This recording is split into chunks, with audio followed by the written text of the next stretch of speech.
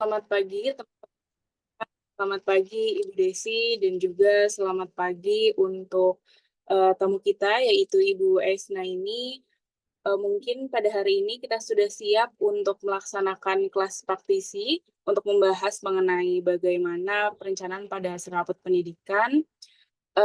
Yang terhormat kepada Ibu Desi Rahmawati selaku korprodi kita semua. Selanjutnya yang saya hormati juga kepada Pak Mating sebagai dosen pengampu pada mata kuliah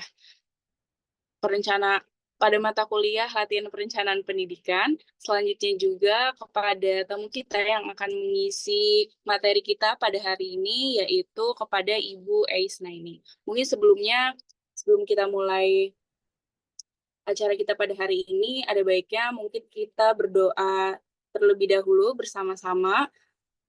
Menurut kepercayaan masing-masing, berdoa dimulai.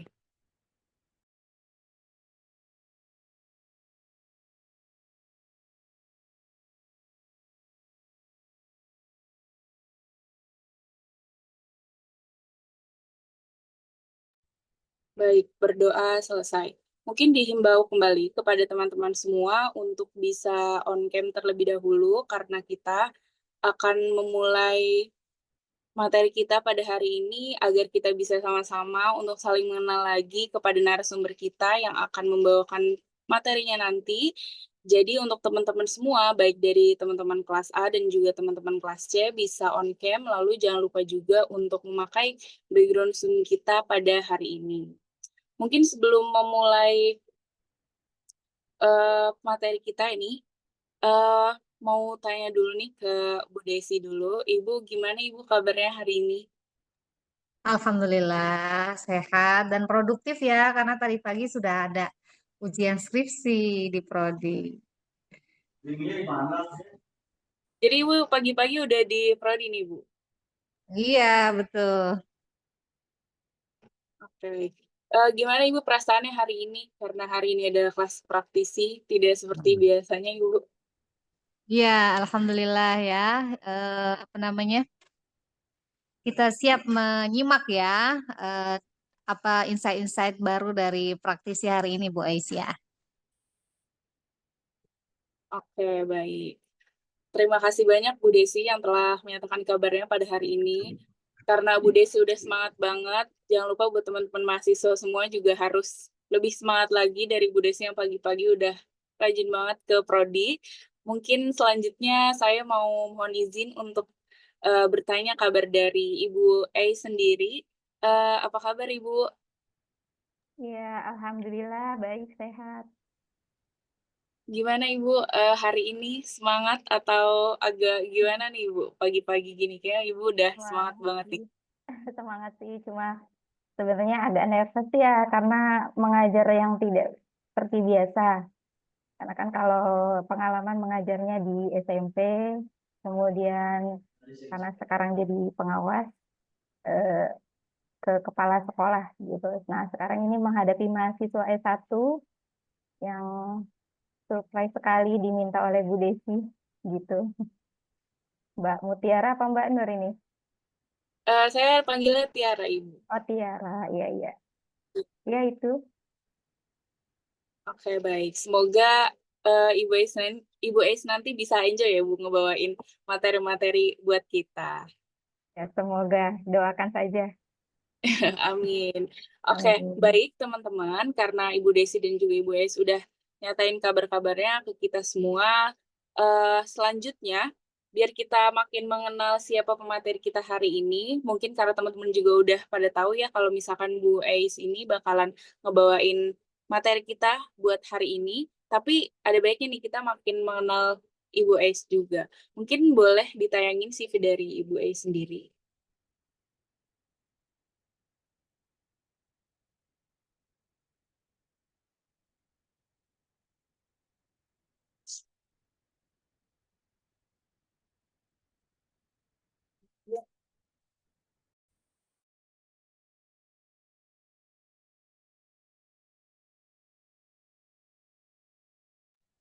Mungkin boleh di-share screen, Ridwan. Oke. Di sini udah kelihatan ya teman-teman, kalau misalkan Ibu Ais ini merupakan pengawas SD dari Kabupaten Bogor, Ibu Ais ini merupakan guru penggerak Kabupaten Bogor di angkatan 1. Untuk Bu Ais sendiri, eh, tempat lahirnya itu ada di Jakarta tahun 1980, terus juga Ibu Ais tinggal di daerah Bojong Baru, Bojonggede, Bogor. Terus untuk pendidikannya bisa kita lihat ya teman-teman, kalau misalkan Bu Ais sendiri sudah selesai melaksanakan S1-nya di UNJ, lalu dilanjut S2-nya juga sama-sama di UNJ. Nah, Ibu Ais juga punya hobi membaca buku, mendaki gunung, sama bermain piano. Nah, jadi buat teman-teman yang mungkin suka baca buku sama mendaki gunung juga, nanti bisa tanya-tanya lagi nih ke Ibu Ais. Terus Ibu Ais juga pernah ikut beberapa organisasi, mulai dari Paskibra, HMI UNJ, terus juga MGMP Seni Budaya dan juga Prakarya, dan juga APSI Kabupaten Bogor. Nah, jadi itu dia teman-teman, eh, sedikit informasi tentang Ibu Ais yang pada hari ini akan membawa materi kita mengenai lebih lanjut tentang pene- penerapan hasil rapor pendidikan, teman-teman. Oke, karena hari ini baru saja kita kedatangan dosen kita, yaitu Pak Matin. Saya mau nanya dulu kabar dari Pak Matin. Pak Matin, gimana kabarnya hari ini, Pak? Alhamdulillah, baik, sehat selalu. Amin. Terima Amin. Bapak, kasih, guys, hari ini, telah Pak. mau bergabung ya untuk menguatkan prodi, karena prodi diminta harus ada dosen praktisi katanya ya. Kebetulan praktisinya ya Bu Ais terpaksa ditodong untuk menceritakan pengalaman Bu Ais sebagai praktisi begitu ya. Jadi saya sekali lagi sangat menyambut dengan senang hati ya, dengan baik begitu program ini, dan terima kasih sekali lagi ya atas kesediaannya. Mohon maaf kalau saya mungkin tidak akan mengikuti secara penuh gitu melalui Zoom ini, mungkin saya pakai off-cam saja. Ya, silahkan dilanjut, Nur. Ya, baik, terima kasih banyak Pak Matin karena sudah menyempatkan hadir di kelas kita pada hari ini. Oke, baik. Mungkin selanjutnya langsung kita mulai saja, teman-teman, untuk materi kita mengenai penerapan hasil dari rapot pendidikan. Selanjutnya akan saya serahkan langsung kepada Ibu Ais Ibu Ais Naini. Kepada Ibu Ais, saya persilahkan. Terima kasih. Terima kasih, Kakak Tiara. Bismillahirrahmanirrahim. Assalamualaikum warahmatullahi wabarakatuh. Selamat pagi. Saya memanggilnya adik-adik ini ya, adik-adik semua. Yang terhormat Ibu Desi Ramawati, yang terhormat Bapak Dr. Matin.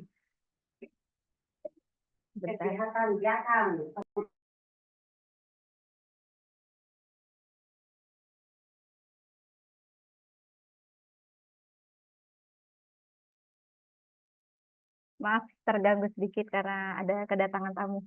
Iya, tadi CV sudah dijabarkan, itu secara singkatnya ya. Memang banyak sekali yang beberapa, misalnya contoh penghargaan dan sebagainya tidak saya cantumkan. Kebetulan saya dari SD sampai kuliah ini di Jakarta Timur semua. Memang karena saya lahir di Jakarta Timur, dekat UNJ sebenarnya. Tapi dulu S1-nya UNJ Tata Busana itu saya sudah pindah ke Cibinong Bogor kebetulan. Jadi sudah merantau. Kemudian sekarang S2 kebetulan juga dari 2023 mengambil jurusan manajemen pendidikan. Kenapa mengambil manajemen pendidikan? Karena saya pengawas baru 1 tahun sebelumnya. Waktu itu baru calon ya, ketika saya mendaftar itu belum pengawas sebenarnya Bu Desi dan Pak Matin. Jadi justru qadarallahnya, takdir, rezeki, jalannya dari saya daftar malamnya di UNJ, besok paginya saya harus mengikuti tes seleksi pengawas. Nah, pengawas ini kaitannya tadi saya cantumkan bahwa saya guru penggerak angkatan 1. Karena di peraturan yang terbaru untuk kepala sekolah dan pengawas itu harus dari guru penggerak. Walaupun sekarang ini ganti menteri berbeda lagi ya, teman-teman semua. Jadi tidak harus dari guru penggerak, jadi calon dari calon kepala sekolah ataupun calon pengawas itu sendiri. Itu cerita singkat nanti supaya bisa semangat ini teman-teman nanti ke depannya. Ya. Kemudian kalau untuk penghargaan itu saya Satya Lencana sudah 10 tahun ASN di Kabupaten Bogor. Dan untuk pendampingan itu pendampingan kurikulum 2013. Jadi kurikulum berganti maka akan berganti pula kurikulum dan penjabarannya serta praktik-praktiknya. Terima kasih teman-teman sudah mengikuti kelas praktisi. Saya diminta oleh Bu Desi dan Pak Martin tentang perencanaan berbasis data. Kemudian saya ambil yaitu temanya tentang hasil rapor pendidikan di satuan pendidikan. Sekarang ini sekolah ini teman-teman perlu ketahui berubah namanya menjadi satuan pendidikan. Kalau saya pengawas pun berganti menjadi pendamping satuan pendidikan. Cuma masih saya tuliskan pengawas sekolah, ya. Mengapa pendamping? Karena peran saya berubah. Kami sebagai pengawas itu, ya, perannya sebagai pendamping, mendampingi dalam hal perencanaan sekolah. Makanya dari awal, dari mulai KSP gitu ya, pendampingan sampai nanti pelaksanaan implementasinya seperti apa. Yang nantinya hasilnya itu adalah RKT dan RKS ya, RKS. Itu saja, saya coba share screen ya. Saya itu membuat PPT ya, teman-teman. Jadi PPT-nya singkat, tidak terlalu padat, dan tidak terlalu penjabaran yang seperti apa, tapi saya coba di pertemuan pertama saya mengenalkan bagaimana tata kelola sekolah sekarang ini yang mengikuti Merdeka Belajar gitu. Nah, walaupun nanti kita ke depan tidak tahu Merdeka Belajarnya jadi apa ya, tapi sementara belum ada informasi bahwa pergantian Merdeka Belajar. Pendekatannya ditambahnya dengan deep learning yang kita sudah ketahui. Nah, di sini pertemuan pertama saya coba tentang manajemen dan tata kelola sekolah dulu.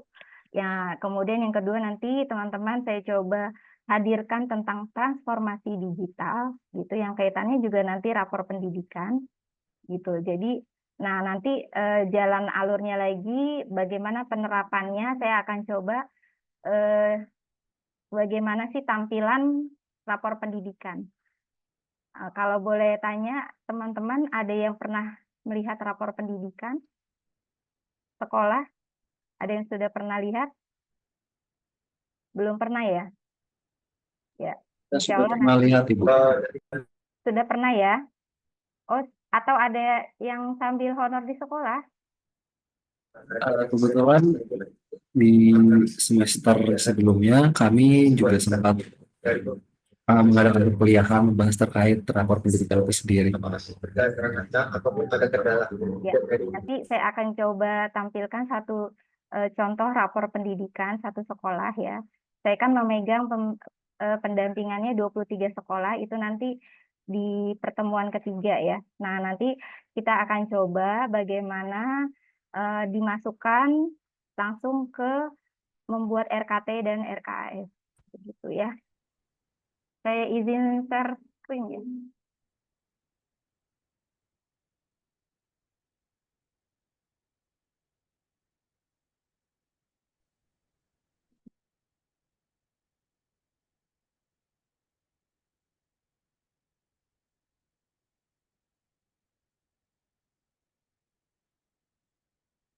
Nah, ini saya coba tentang tata kelola sekolah. Teman-teman bisa bantu saya untuk pertanyaan pemantik menjawab sebenarnya kalau dilihat dari sekolah sekarang ini itu tantangan dalam tata kelola sekolah yang teman-teman ketahui itu apa sih gitu? Ada yang bisa bantu saya untuk menjawab? Dan harapan dalam pembelajaran tata kelola sekolah hari ini itu apa? Boleh satu dulu ini tantangannya? Boleh dibantu Kakak Tiara?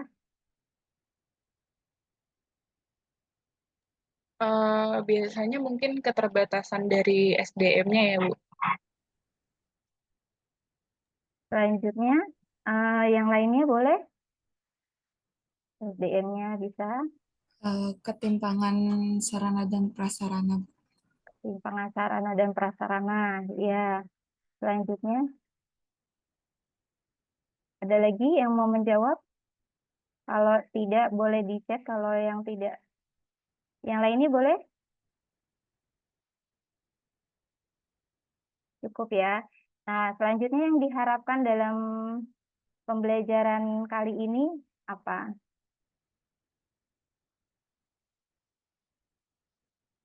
Yang boleh siapa yang mau menjawab? Ini ada banyak ya pesertanya, 55. Tidak ada kaitan dengan ini kok, yang lainnya. Untuk hari ini diharapkannya apa ya?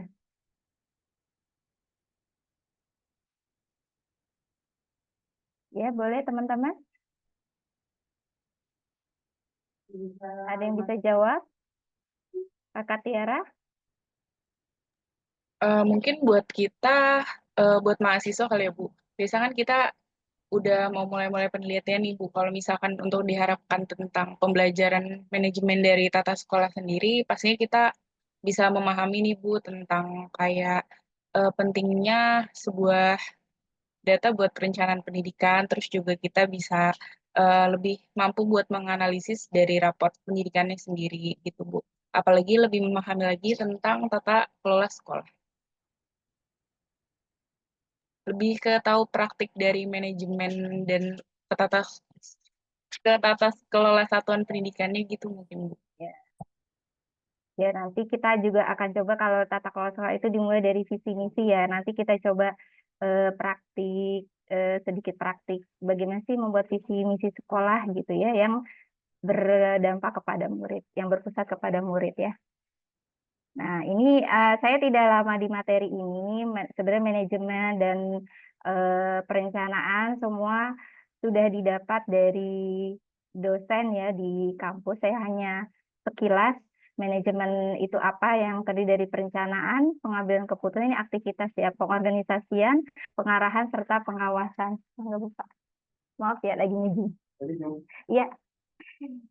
Nah, kemudian di sini kita patokannya peraturan. Nah, peraturan yaitu Undang-Undang Sisdiknas tentang pengelolaan pendidikan di Indonesia, kemudian Permendikbudristek nomor 47, ini yang terbaru ya, tahun 2000. Oh, maaf, ini 2023, bukan 2003, saya kurang ketik duanya. Nah, yang ini nanti standar-standar yang pengelolaan pendidikan serta pelaksanaannya. Nah, pelaksanaannya itu di usia dini, jenjang pendidikan dasar, dan juga pendidikan menengah. Jadi tata kelola sekolah itu mengacu pada 8 standar pendidikan ya sebagai acuannya.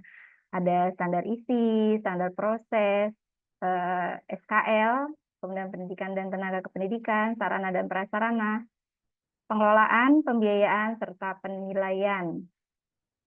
Nah, tadi yang disebutkan tantangan dari tata kelola sekolah, ini masih adanya lemahnya kepemimpinan kepala sekolah dalam mengolah sumber dana dan sumber daya yang ada di sekolah. Jadi, terkadang kepala sekolah itu kurang mampu mengatur, mengelola, memfasilitasi, dan memanfaatkan tenaga guru serta tenaga pendidikan lainnya. Apalagi kalau di jenjang sekolah dasar itu guru itu sangat-sangat terbatas. Maka dari itu tahun ini kami di Dinas Pendidikan Kabupaten Bogor khususnya dan umumnya juga di kementerian mendata kebutuhan tenaga guru gitu ya. Nah, dengan pemenuhan JP-nya berapa, kemudian nanti pemenuhan tenaga gurunya berapa. Nah, untuk di tahun ini, seperti teman-teman ketahui, misalnya kalian nih kepingin masuk tenaga honorer guru ya. Nah, sekarang ini guru honorer itu sudah ditutup dulu, Dapodiknya juga sudah dikunci. Karena apa? Karena nanti sekarang ini honorer itu juga tidak bisa dananya dibayarkan dari dana BOS gitu ya. Karena untuk kesejahteraannya sekarang ini kan mereka sedang satu persatu dipanggil PPG. Jadi nanti ketika dapat sertifikasi, mereka tidak dapat lagi dana dari sekolah, yaitu dari BOSC tersebut, gitu ya. Ini yang terbaru. Jadi di sini sumber daya di SD itu memang minim sekali, gitu ya. Kemudian dari sarana prasarananya, makanya kalau di SD itu ada dua shift ya, dari masuk pagi, masuk siang, walaupun secara JP-nya cuma berapa jam ya di sekolah itu, berbeda dengan di sekolah menengah. Tuh. Di Bogor sendiri sekolah dasar itu 1.500-an gitu ya. Oh, bahkan 1.800-an. Nah, jadi sangat-sangat dari kalau kita mau pemenuhan kebutuhan, nah di Dinas Pendidikan ini sekarang menggunakan sistem yang nanti sarana prasarananya bergantian, gitu ya. Jadi tidak itu sekolah saja yang memang dapat bantuan. Nah, kemudian keprofesionalannya kurang efektif karena kurangnya informasi, kesiapan dan kompetensi yang masih kurang. Pasca itu kalau di data ada tahun 2015 rata-rata masih di bawah 6,0 ya, dari manajerialnya, supervisi serta kewirausahaan. Nah, karena sekarang kepala sekolah itu ada yang namanya kewirausahaan. Rendahnya keterampilan kepala sekolah dalam mengolah sumber daya di dalamnya. Nah, sekarang ini inovasi-inovasi itu dibantu oleh adanya komunitas belajar di dalam sekolah. Berbeda dengan dulu ya, bahwa di sekolah itu kepala sekolah dan guru-guru itu cuma sekedar mengajar ya, walaupun belajarnya melalui profesi keberlanjutan atau PKB itu dirasa masih kurang. Nah, yang terbaru lagi di lapangan ini ada instruksi edaran bahwa guru itu belajar seminggu sekali melalui contoh KKJ. Kalau di SD itu namanya KKJ ya. Kalau SMP itu MGMP, SMA pun seperti itu. Nah, ini praktiknya kalau yang seminggu sekali di kita itu belum ya. Kalau Kombel mereka sudah ada yang 2 minggu sekali sesuai kesepakatan, ada yang 2 minggu sekali, ada yang di sekolahnya ya, ada yang sebulan sekali, tapi rata-rata 2 atau 3 minggu sekali. Gitu. Kalau KKJ itu masih sebulan sekali, ada yang 2 bulan sekali. Terkadang kendalanya apa? Tantangannya itu mereka jauh, kemudian kalau harus mengikuti KKJ itu siswanya ditinggal tidak mengajar dan belajar, seperti itu. Dan juga terkait dengan dana juga. Nah, sekarang mengenai tata sekolah efektif, kita berbicara tentang visi, misi, dan tujuan. Tujuan yang jelas nih ya, teman-teman. Nah, sekarang itu ada yang namanya metode SMART. Ini pun saya dapatkan waktu sekolah saya waktu saya di SMPN 2 Gunung Putri. Kita dapat lokakarya terus. Kita dilatih bagaimana cara membuat visi, misi, dan tujuan sekolah, yaitu dengan metode SMART. Yang kemudian sekarang ini dipakai oleh sekolah-sekolah supaya bisa terukur gitu. Nah, SMART itu apa sih gitu? Nah, ini nanti kita coba teman-teman ini membuat atau ya memberi contoh lah ya, visi, misi, dan tujuan, atau visi dulu. SMART ini itu untuk merumuskan tujuan yang terstruktur, menggunakan singkatannya itu specific, measurable, achievable, relevant, and time bound. Jadi jelas, terukur, dapat dicapai, relevan, dan memiliki batas waktu yang jelas gitu. Nanti saya akan coba contohkan visi misinya, bagaimana teman-teman nanti bisa ini ya, bisa contoh bisa membuat misalnya gini, visi sekolah kan kalau dulu biasanya mewujudkan gitu ya. Nah sekarang lebih ke terwujud pakai ya. Terwujudnya sekolah yang membentuk karakter siswa yang beriman, berakhlak mulia, dan berprestasi. Nah, misinya kalau misi itu turunan dari visi, menanamkan nilai-nilai agama dan akhlak mulia melalui kegiatan keagamaan, pembiasaan, dan pembinaan karakter. Nah, dari kalimatnya itu melalui apa? Rata-rata ketika saya dampingi ke sekolah, itu kurang adanya kata melalui kegiatan apa. Jadi cuma sekedar menanamkan nilai-nilai agama dan akhlak mulia, udah gitu ya. Nah, kemudian meningkatkan prestasi akademik dan non-akademik. Nah, melalui apa? Nah, melalui apa ya? Melalui pembelajaran yang inovatif gitu. Jadi kan itu bisa dapat dicapai dan relevan bisa nggak nih sekolah tersebut gitu melakukan dengan program-programnya. Kemudian membangun lingkungan sekolah yang positif, aman, dan mendukung pertumbuhan karakter gitu ya. Nah, tujuan di bawahnya meningkatkan jumlah siswa yang aktif dalam kegiatan keagamaan. Misalnya, sholat berjamaah, kajian agama, atau yang lain-lain di sekolah tersebut. Berapa? Sebesar 15% dalam satu semester. Jadi, ada batas apa yang bisa diukur, yaitu 15% dan batasannya gitu dalam satu semester. Jadi, ada batas waktunya. Oh, dalam 1 tahun gitu.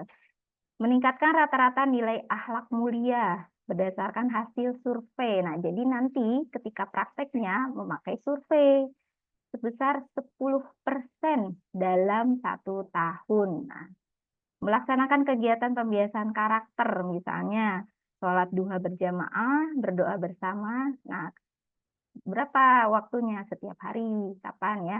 Apakah 2 minggu sekali dan sebagainya. Kalau sekarang ini pembiasaan itu setiap hari ya, apalagi 7 kebiasaan siswa yang diinstruksikan oleh Menteri sekarang.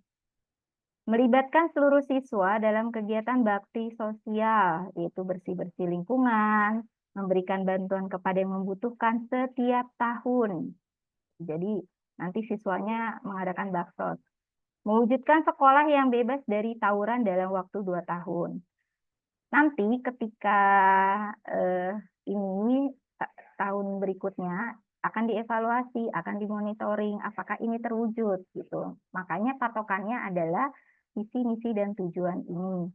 Ya, nanti dituangkan di dalam KSP. KSP itu kurikulum satuan pendidikan. Kalau dulu KOSP ya, sekarang namanya KSP. Nah, nanti analisis perencanaan berbasis data itu analisis rapor pendidikan nanti dituangkan di dalam KSP-nya gitu. Cara siswanya berapa persen literasinya, numerasinya berapa persen, seperti itu. Yang kedua, itu tadi contohnya ya. Yang kedua, partisipasi aktif dari seluruh pihak terkait, pengelolaan sumber daya yang efisien dan transparan, pembinaan dan pengembangan profesional guru meningkatkan mutu pendidikan, evaluasi dan pemantauan berkelanjutan. Jadi harus ada pemantauan yang berkelanjutan. Kalau di sekolah ini kan kami mengadakan MONES ya. Nah, unsur dalam tata kelola ini ya yang kita ketahui dari adanya Kementerian Pendidikan dan Kebudayaan, Dinas Pendidikan Provinsi. Ini saya ambil dari buku manajemen sekolah. Nah, kalau sekarang Kementerian Pendidikan untuk Pendidikan Tinggi dipisah ya. Nah, sekolah, Kepsek, guru, siswa, tenaga kependidikan ini di luar ini ada orang tua siswa, masyarakat, serta komite sekolah.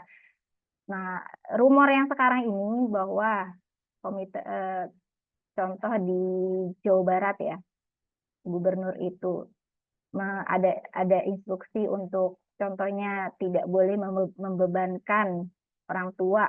Nah, ini kan kaitannya biasanya nanti komite sekolah. Komite sekolah ini meminta dana dan sebagainya. Kemudian pensi atau perpisahan, memanggil artis. Nah, ini sekarang ini praktiknya itu tidak diperkenankan. Boleh perpisahan, tetapi bagaimana kegiatan tersebut tidak membebankan orang tua, gitu ya. Nah, jadi ini orang tua siswa tidak terbebani, gitu ya. Jadi ketika adanya kegiatan tersebut, bagaimana membantu sekolah. Nah, sekolah pun bagaimana membantu siswa dan orang tua ini untuk tidak terbebani. Nah, komite sekolah justru membantu dalam mencari dana, bukannya menggalang dana. Ini memang di praktiknya, di keseharian itu terbalik. Terkadang komite dengan alasan, contoh mengadakan kegiatan apa, suruh patungan berapa orang tuanya ya. Nah, ini praktik di lapangan sekarang ini sudah tidak diperkenankan seperti itu. Nah, kemudian prinsipnya ini ada transparansi, partisipasi, akuntabilitas, koordinasi, tanggung jawab, kemandirian, serta kesetaraan. Nah, transparansi ini kaitannya dengan bagaimana keterbukaan ya, keterbukaan dalam melaksanakan pengambilan keputusan. Nah, komponennya itu adanya informasi, ketepatan waktu ya. Kemudian partisipasi ini bagaimana proses pelibatan pemangku kepentingan atau stakeholder. Jadi kita tidak menutup kemungkinan bahwa tata kelola ini seperti yang tadi di lingkaran unsur tata kelola itu semua berperan aktif. Kemudian akuntabilitas itu adanya kejelasan fungsi gitu ya, struktur sistem dan pertanggungjawaban perangkat lembaga. Kemudian koordinasi ini sejauh mana pihak-pihak memiliki kepentingan di dalam sekolah. Kemudian tanggung jawab yaitu kesesuaian di dalam pengelolaan lembaga terhadap prinsip pengelolaan, kemandirian, lembaga dikelola secara profesional gitu ya. Nah, kesetaraan ini itu gimana sih ini bisa ada perlakuan yang adil gitu ya dan setara dalam memenuhi hak-hak dari hak stakeholder yang sesuai dengan peraturan. Nah, di sini saya coba yang terbaru dari penerapan tata kelola yaitu sekolah yang kita cita-citakan. Nah, kaitannya nanti ke dalam perencanaan pendidikan ataupun program yang akan kepala sekolah atau sekolah buat ya, yang didapat dari hasil analisis rapor pendidikan. Dan ini pun nanti ada kaitannya sebenarnya dengan akreditasi gitu ya. Akreditasi itu sekarang tidak yang poinnya banyak banget gitu ya, yang sampai ke sarana prasarana, justru bagaimana sih iklim kebinekaannya, inklusivitasnya itu sangat-sangat keberagaman itu sangat-sangat dilihat seperti itu. Nah, konsepnya ini sekarang adalah pembelajaran yang berpusat pada murid. Ini juga sejak dari Merdeka Belajar ya. Kemudian adanya iklim sekolah yang aman, inklusif, dan merayakan kebinekaan, kemudian pendidik reflektif, gemar belajar, berbagi, dan berkolaborasi. Ini nanti arahnya kepada apa? Untuk perbaikan layanan berkelanjutan. Seperti itu ya. Nah, di sini saya tidak terlalu banyak menjelaskan. Nah, sebenarnya bagaimana sih kompetensi dan karakter dibangun melalui pembelajaran? Yang pertama tadi pembelajaran berpusat pada murid yang seperti tadi lingkaran tadi ya, yaitu ada apa? Perencanaan pembelajaran, pelaksanaan pembelajaran dan assessment, manajemen kelas, dukungan sosial emosional.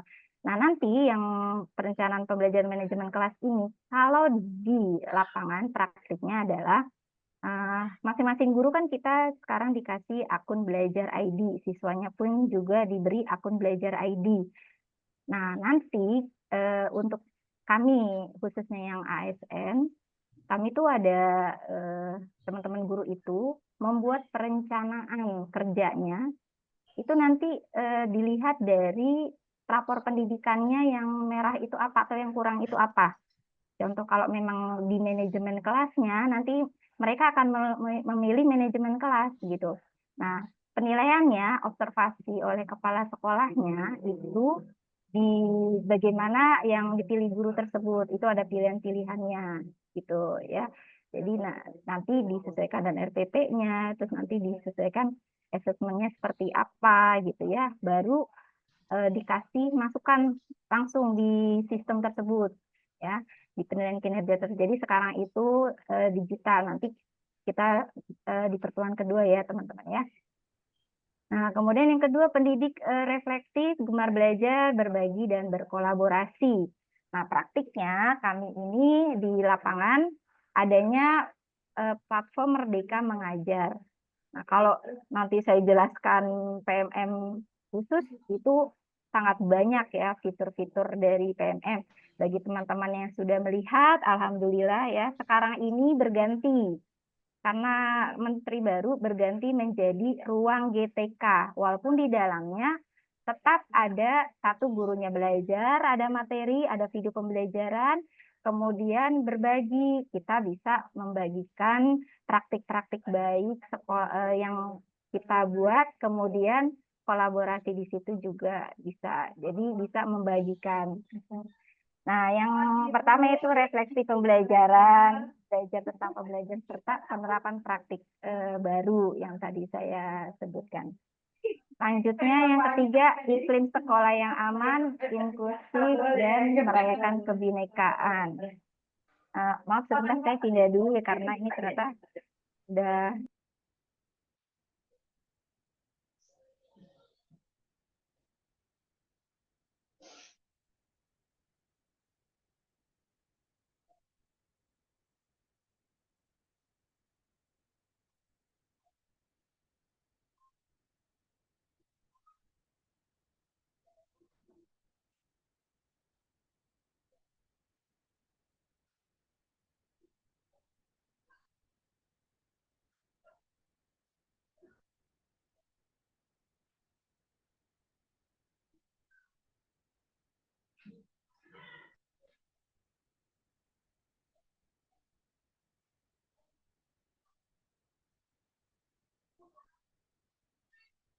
Maaf, saya pindah tempat karena sudah banyak tamu. Nah, ini iklim sekolah yang aman, inklusif, dan merayakan kebinekaan. Nanti poin-poin ini juga masuk ke dalam akreditasi ya. Kemarin kebetulan saya mendampingi 2 sekolah yang akreditasi. Ternyata indikator-indikatornya sudah sangat berbeda dengan indikator dari akreditasi sebelumnya. Jadi bagaimana sekolah itu bisa mempunyai program atau yang menjadikan ya sekolahnya itu aman. Amannya dari apa? Intoleransi, kekerasan, dan zat berbahaya. Jadi di kita pun praktiknya sekarang itu ada dibentuk tim TPPK. Tim TPPK ini untuk tim pencegahan dan penanganan kekerasan.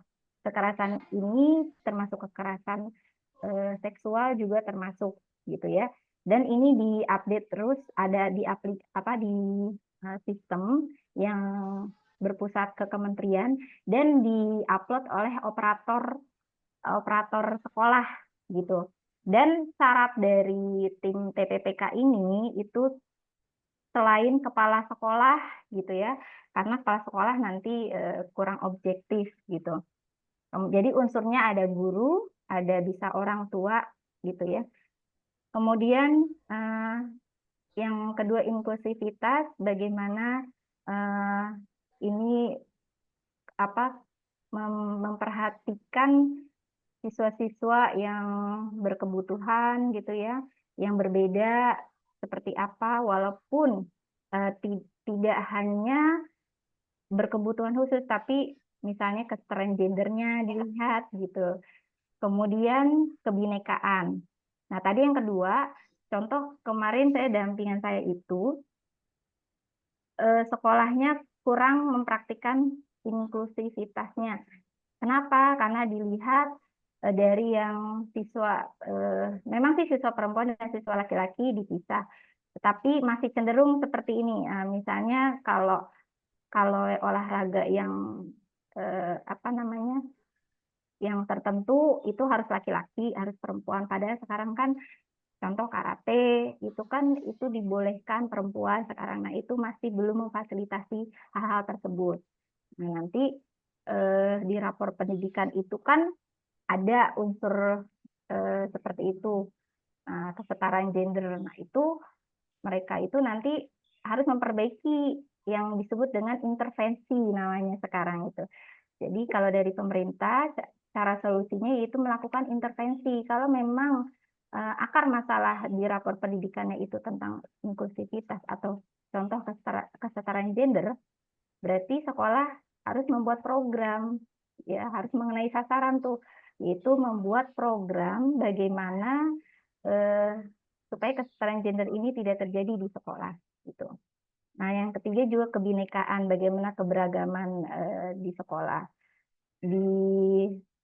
Ada satu sekolah contohnya baru kali itu saya temui di sekolah negeri, itu biasanya kan rata-rata ya, kebanyakan apa namanya, terdiri dari agama Islam dan Kristen juga, Protestan rata-rata banyaknya ya. Tetapi di situ banyak juga ada yang Buddha. Maka dari itu sekolah tersebut dapat guru P3K agama Buddha gitu. Saya tuh oh iya ya ternyata di sini banyak, dan alhamdulillahnya itu ada guru yang kedatangan guru P3K, jadi sangat terfasilitasi. Mereka pun membuat program yang memang untuk perbedaan untuk kebinekaan tersebut. Kemudian dari sukunya juga berbeda-beda karena di sini khususnya saya di Cilengsi ini beragam karena memang di sini adalah banyak pendatang, banyak karena apa? Karena di sini kan kawasan industri gitu ya. Berbeda dengan wilayah lain. Nah, yang keempat, kepemimpinan untuk perbaikan layanan yang berkelanjutan. Di sini tadi memiliki visi pembelajaran yang jelas dan berkolaborasi bersama warga sekolah untuk mencapainya. Di sini bisa pendekatannya dengan berkolaborasi gitu ya, atau kolaboratif. Makanya di praktek di sekolah terkadang ujian praktiknya itu untuk ujian praktik mereka kolaborasi. Jadi tidak tiap mapel itu dengan pertanyaan yang berbeda-beda gitu, soal ujian yang berbeda-beda praktiknya.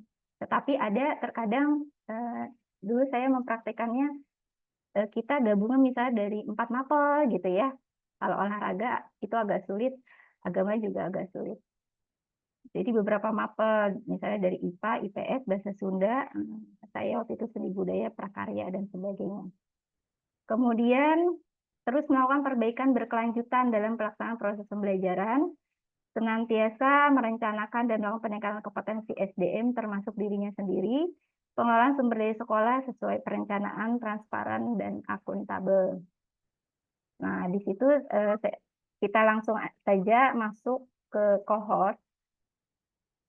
Sebelumnya saya diminta oleh Bu Desi di sekolah itu praktiknya membuat kohort atau tidak gitu. Nah, teman-teman sudah di perencanaan pendidikan sudah praktik membuat kohort atau belum, Kak Tiara? Sudah, Ibu. Sudah ya, berarti sudah mengerti ya. Sudah paham dan berarti sudah ditugaskan membuat ya? Sudah membuat? Kita masih latihan, Ibu. Oh, latihan. Ya, saya pun latihan di S2 Manajemen Pendidikan, yaitu membuat kohort. Sama persis dosen pengampunya Dr. Martin. Nah, ternyata ini kohort ini masuk ke dalam tata kelola sekolah gitu ya. Kenapa? Karena tata kelola sekolah ini kaitannya untuk efisiensi penyelenggaraan. Nah, teman-teman dengar kan adanya efisiensi dari Bapak Presiden kita dan semua unsur ya. Di sini diawali oleh analisis kohort. Sebenarnya analisis kohort itu untuk apa? Digunakan untuk mencermati data siswa dalam suatu sekolah. Saya bilang gini memang saya jelaskan ke Bu Desi, sekarang ini karena adanya Dapodi, sekolah-sekolah itu tidak membuat papan kohort gitu. Tapi kemarin waktu pendampingan akreditasi, saya minta ke sekolah yang saya dampingi karena kebetulan ada papannya. Jadi kalau di sekolah itu kan kalau teman-teman lihat mereka membuat beli jadi papan kohort ya. Nanti mereka langsung isi gitu ya. Nah, sebenarnya kita juga bisa buat sendiri, tapi itu terserahlah, kita bebaskan.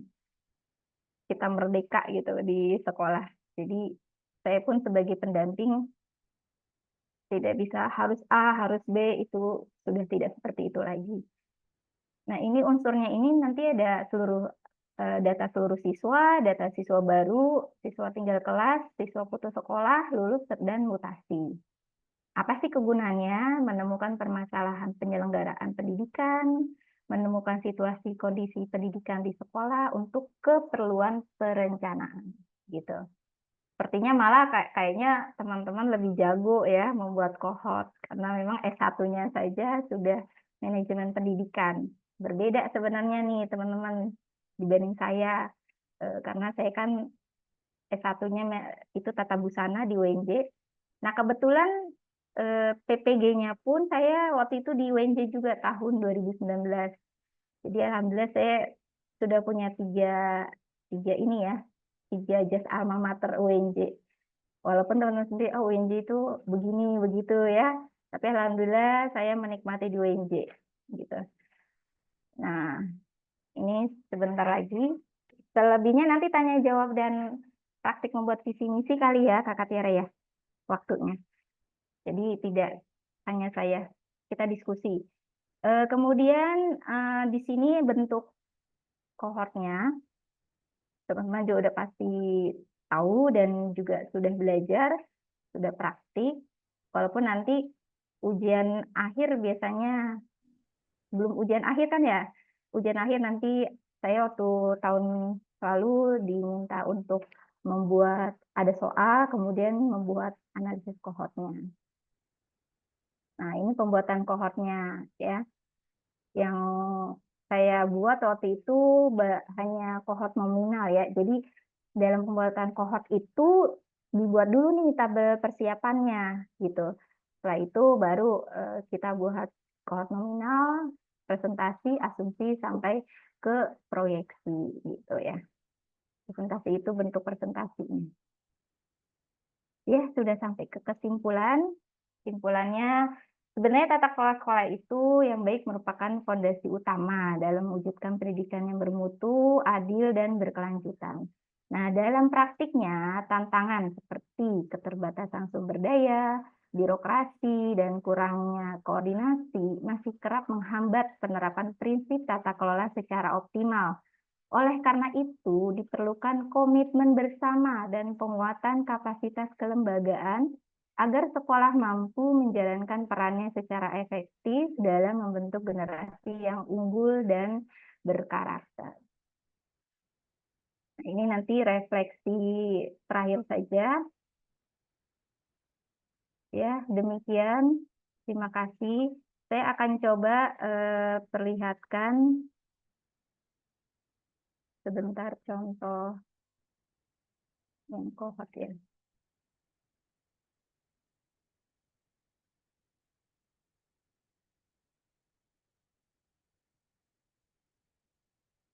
Nah, sudah terlihat ya Kak Tiara ya. Nah, ini contoh kohort yang saya buat secara Excel ya. Ini soal dari dosen saya tahun kemarin. Ini sama persis ya, Kak Tiara ya, teman-teman ya. Contoh-contohnya ya. Nah, ini cuma saya buat sendiri. Ini pakai rumus-rumus, pakai Excel ya. Nanti supaya ini saya buat rumus persiapan ya, supaya nanti sampai ke sininya pun mencari N1, N2 itu saya pakai rumus gitu ya. Nah, ini kan N1 itu yaitu O. Nah, di sini dibagi N6 ya. N-nya N6 di sini ya. Kemudian dan seterusnya yang kemudian nanti koefisien lulusannya N-1 itu dikali N-2 dan seterusnya sampai N-6. Nah, akan muncul ini ya otomatis. Nah, ini kesimpulan dari prediksinya ya, bahwa di tahun berapa tuh kohort ini latar takson siswanya, kemudian di tahun berapa yang putus sekolah tertinggi ya, dan berapa persen kita lihat di tabel. Kemudian murid yang mengulang tertingginya ada di tahun berapa dan di kelas berapa gitu. Jadi semakin jauh dari angka 100% itu kan penyelenggaraan pendidikan itu dinyatakan tidak efisien atau semakin boros. Kemudian kita masuk ke data ini. Cuma ini saya buat warna-warni ya. Jadi kalau ini teman-teman bebas ya. Ini contoh di SD. Ininya berapa persennya. Kalau kohort persentasi ya. Kalau ini nominal. Di dalam persen, yang di atas nominal. Begitu. Berarti saya rasa tidak perlu praktik kohort karena teman-teman ternyata sudah membuat kohort ya di sekolah ya. Nah, paling berarti teman-teman bagaimana sih kalau sebagai kepala sekolah misalnya kemudian membuat visi misi gitu, visi misi membuat tujuan di sekolah gitu. Nah, bagaimana apakah bisa visi dulu kali ya, visi ya. Bu Desi ini bisa latihan atau gimana ya Bu Desi? Saya tanya dulu waktunya. Iya, itu sampai pukul 11 Bu Ais. Oh iya, boleh. Berarti 1 jam ini kita diskusi dan latihan ya Bu ya. Berarti 1 jam lagi. Atau nanti Ibu ada isi materi enggak ya Bu? Tidak, kami mengawal saja. Oh, mengawal saja ya. Berikan penguatan ya. Ya, berarti diskusi dulu aja ya teman-teman ya. Mungkin ada pertanyaan atau menemukan permasalahan yang dilihat seperti apa. Boleh dibantu oleh Kak Tiara. Oke, baik Ibu. Mungkin langsung ke sesi tanya jawab mungkin ya Bu sekalian. Kalau misalkan dari teman-teman ada yang ingin bertanya mengenai dari tata kelola sekolah, dari penerapan hasil rapor pendidikan, teman-teman boleh langsung tanya di kolom chat atau on mic-nya juga boleh langsung. Atau kalau misalkan malu-malu boleh langsung WA ke aku ya teman-teman. Mungkin saya dulu kali ya Bu, saya pengen tanya gitu Bu. Boleh. Misalkan nih Bu, di sebuah sekolah ya Bu, itu misalkan di sebuah sekolah dia sudah memiliki akreditasi yang A, tapi misalkan dalam 3 tahun terakhir tuh punya penurunan mutu yang misalkan signifikan gitu Bu turunnya. Misalkan dari hasil rapor pendidikannya itu menunjukkan contohnya kayak eh, biasanya itu kan ada iklim kebinekaan sama keamanan siswa, itu biasanya menunjukkan misalkan kuning, terus manajemen guru dan juga tenaga pendidikannya misalnya merah, terus juga dari efisiensi anggaran sekolahnya nggak tercapai, misalkan kayak banyak anggaran yang nggak terserap atau digunakan nggak sesuai sama prioritasnya. Terus misalkan ada nggak adanya keterlibatan komite sekolah dalam pengambilan keputusan yang besar, terus juga kepala sekolahnya ini dominan gitu Bu dalam pengambilan keputusan, jadi minim pelibatan guru sama tenaga pendidikannya gitu Bu. Nah, tapi kepala sekolahnya nih pas diminta klarifikasi cuma menyatakan bahwa keputusannya ini dilakukan demi efisiensi atau percepatan program gitu Bu. Nah, lanjut ke pertanyaannya, kalau misalkan mempunyai permasalahan tata kelola yang seperti itu, gimana sih menurut Ibu biar bisa menggunakan prinsip-prinsip dari good governance gitu, Bu. Terus juga kira-kira menurut Ibu gimana sih Bu strategi perbaikan tata kelolanya yang tepat, terus juga langkah-langkah yang bisa dilakukan buat jangka pendek dan juga jangka menengahnya. Terima kasih Kakak Tiara. Saya jawab sebisa saya ya. Karena memang untuk praktiknya saya itu baru 1 tahun menjadi pengawas gitu ya. Tetapi di sekolah waktu jadi guru itu memang waktu itu saya dipercaya untuk membuat program walaupun saya bukan tim kurikulum, tetapi karena waktu itu memang guru penggerak dan sangat-sangat dipercaya oleh kepala sekolah. Padahal mah sebenarnya kita juga sedang belajar gitu ya. Mohon maaf kalau memang nanti jawaban saya terbatas. Jadi memang di akreditasi itu apa namanya sekarang ini di indikatornya berbeda gitu. Tapi yang kemarin praktiknya kita itu ada akreditasi yang otomatis ya. Ini yang sekarang ya kalau yang otomatis, kemudian ada yang kemudian itu ada panggilan untuk diakreditasi yang langsung, observasi langsung. Nah, itu apa alasannya?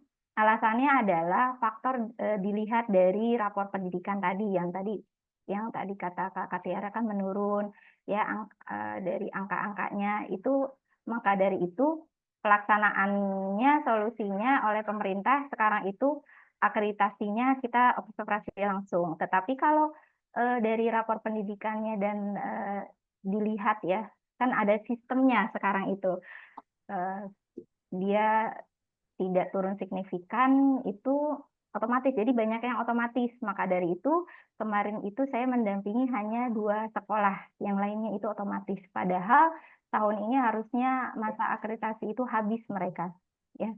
Nah, itu satu praktiknya. Nah, untuk tindakan apa sih yang bisa dilakukan gitu ya untuk perbaikannya ya, seperti misalnya ya memang kalau sekarang di praktiknya itu kita identifikasi dulu gitu. Memang ini perlu adanya kerjasama dan kolaborasi seperti tadi kan pengambilan keputusan contohnya kepala sekolah itu sepihak ya, tidak melibatkan. Dan memang praktik di lapangan itu banyak sekali para pemimpin yang akhirnya mengambil keputusan sendiri, tidak kolaborasi, tidak diskusi gitu ya. Karena memang itu kan tipe pemimpinnya yang memang berbeda-beda. Kemudian sebenarnya identifikasi dulu akar masalahnya gitu. Nah, otomatis kita identifikasi dari rapor pendidikan di sekolah kita. Dan satu tantangan lagi yang memang ada tadi dari masalah tadi ya. Kalau praktik yang nyatanya itu terkadang rapor pendidikan itu tidak dianalisis bersama, tidak dijabarkan. Gitu. Padahal sebenarnya harusnya itu rapor pendidikan itu dijabarkan, kemudian didiskusikan, dianalisis bersama. Nanti ada masukan nih dari guru. Nah, itu makanya pengambil keputusan tidak bisa sendiri gitu.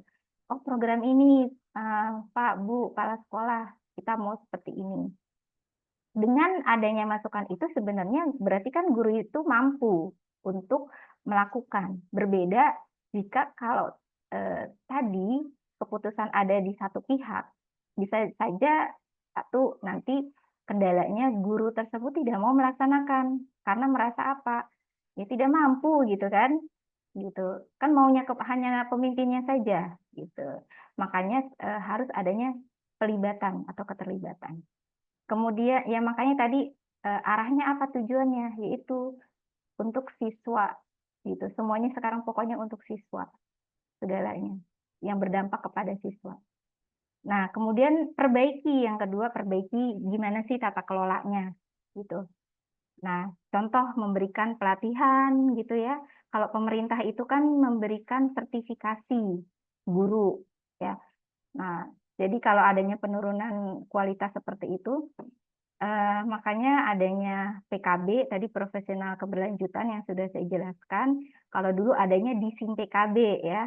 Kalau sekarang itu kan ada di PMM ataupun sekarang di ruang GTK. Nah, kemudian di sekolah-sekolah adanya komunitas belajar gitu dan organisasi pembelajar lainnya. Nah, kemudian termasuk penggunaan sistem-sistem digital nih kalau kita mau. Walaupun sekarang ini kita pembelajaran diminta, khususnya nih Jawa Barat, ada instruksi dari Bapak Gubernur untuk kembali lagi ke buku gitu ya. Ya, ya siap. Oh ya, makasih Bu. Iya Bu. Jadi itu ya teman-teman. Jadi sistem digital itu masih diperlukan kan dengan adanya sistem Dapodik itu kan juga sistem digital.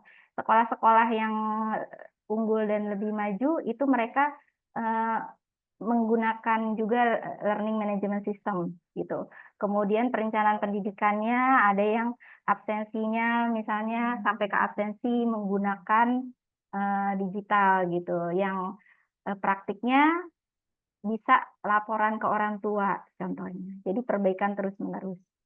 Nah, kemudian adanya pembelajaran yang inovatif. Jadi dari yang ketiga ini peningkatannya dengan peningkatan kualitas pembelajaran, yaitu pembelajaran inovatif. Teman-teman di pendidikan nanti kalau ke sekolah itu adanya bagaimana guru-guru itu berinovasi gitu. Dalam apa? Dalam hal gimana sih mereka mengajar dengan mode pembelajaran terbaru gitu yang menyenangkan. Nah sekarang ini pembelajaran bagaimana yang kembali lagi berpusat kepada siswa. Yang namanya berpusat kepada siswa itu berarti adanya pelibatan gitu. Jadi kalau di lapangan ditemui masih mengajar dengan tanpa interaksi, hanya menjelaskan gitu ya. Jadi itu masih pembelajaran yang model lampau gitu kan, tanpa adanya diskusi seperti ini gitu ya. Pokoknya anak-anak nggak boleh nanya kan, dulu zaman dulu itu siswa itu ya udah diem aja gitu. Nah, pokoknya kata gurunya ini terus yang diinstruksikan langsung gitu. Nah, itu diperlukan adanya peningkatan kualitas pembelajaran gitu ya. Bagaimana ya, harus ada fasilitasnya juga gitu, fasilitas yang memadai. Tantangan di lapangan itu kenapa juga untuk supaya meningkatkan tadi perbaikannya, memang khususnya di SD itu masih kurangnya perpustakaan gitu. Perpustakaan di SD itu masih sangat minim, apalagi kenapa? Karena kalau bantuan buku pun masih cenderung kurang gitu ya. Paling mereka bergantian itu membeli pakai dana BOSP tersebut, dan mereka menciptakan perpustakaannya apa ya, dadakan gitu, yang cuma paling di sudut ruangan kantor atau di mana gitu ya. Padahal di sekolah tertentu itu sekarang ada perpustakaan e-digital ya. Itu di pemerintah Kabupaten Bogor juga sudah membuat itu. Nah, kemudian laboratorium yang selanjutnya yang keempat itu sarana prasarana.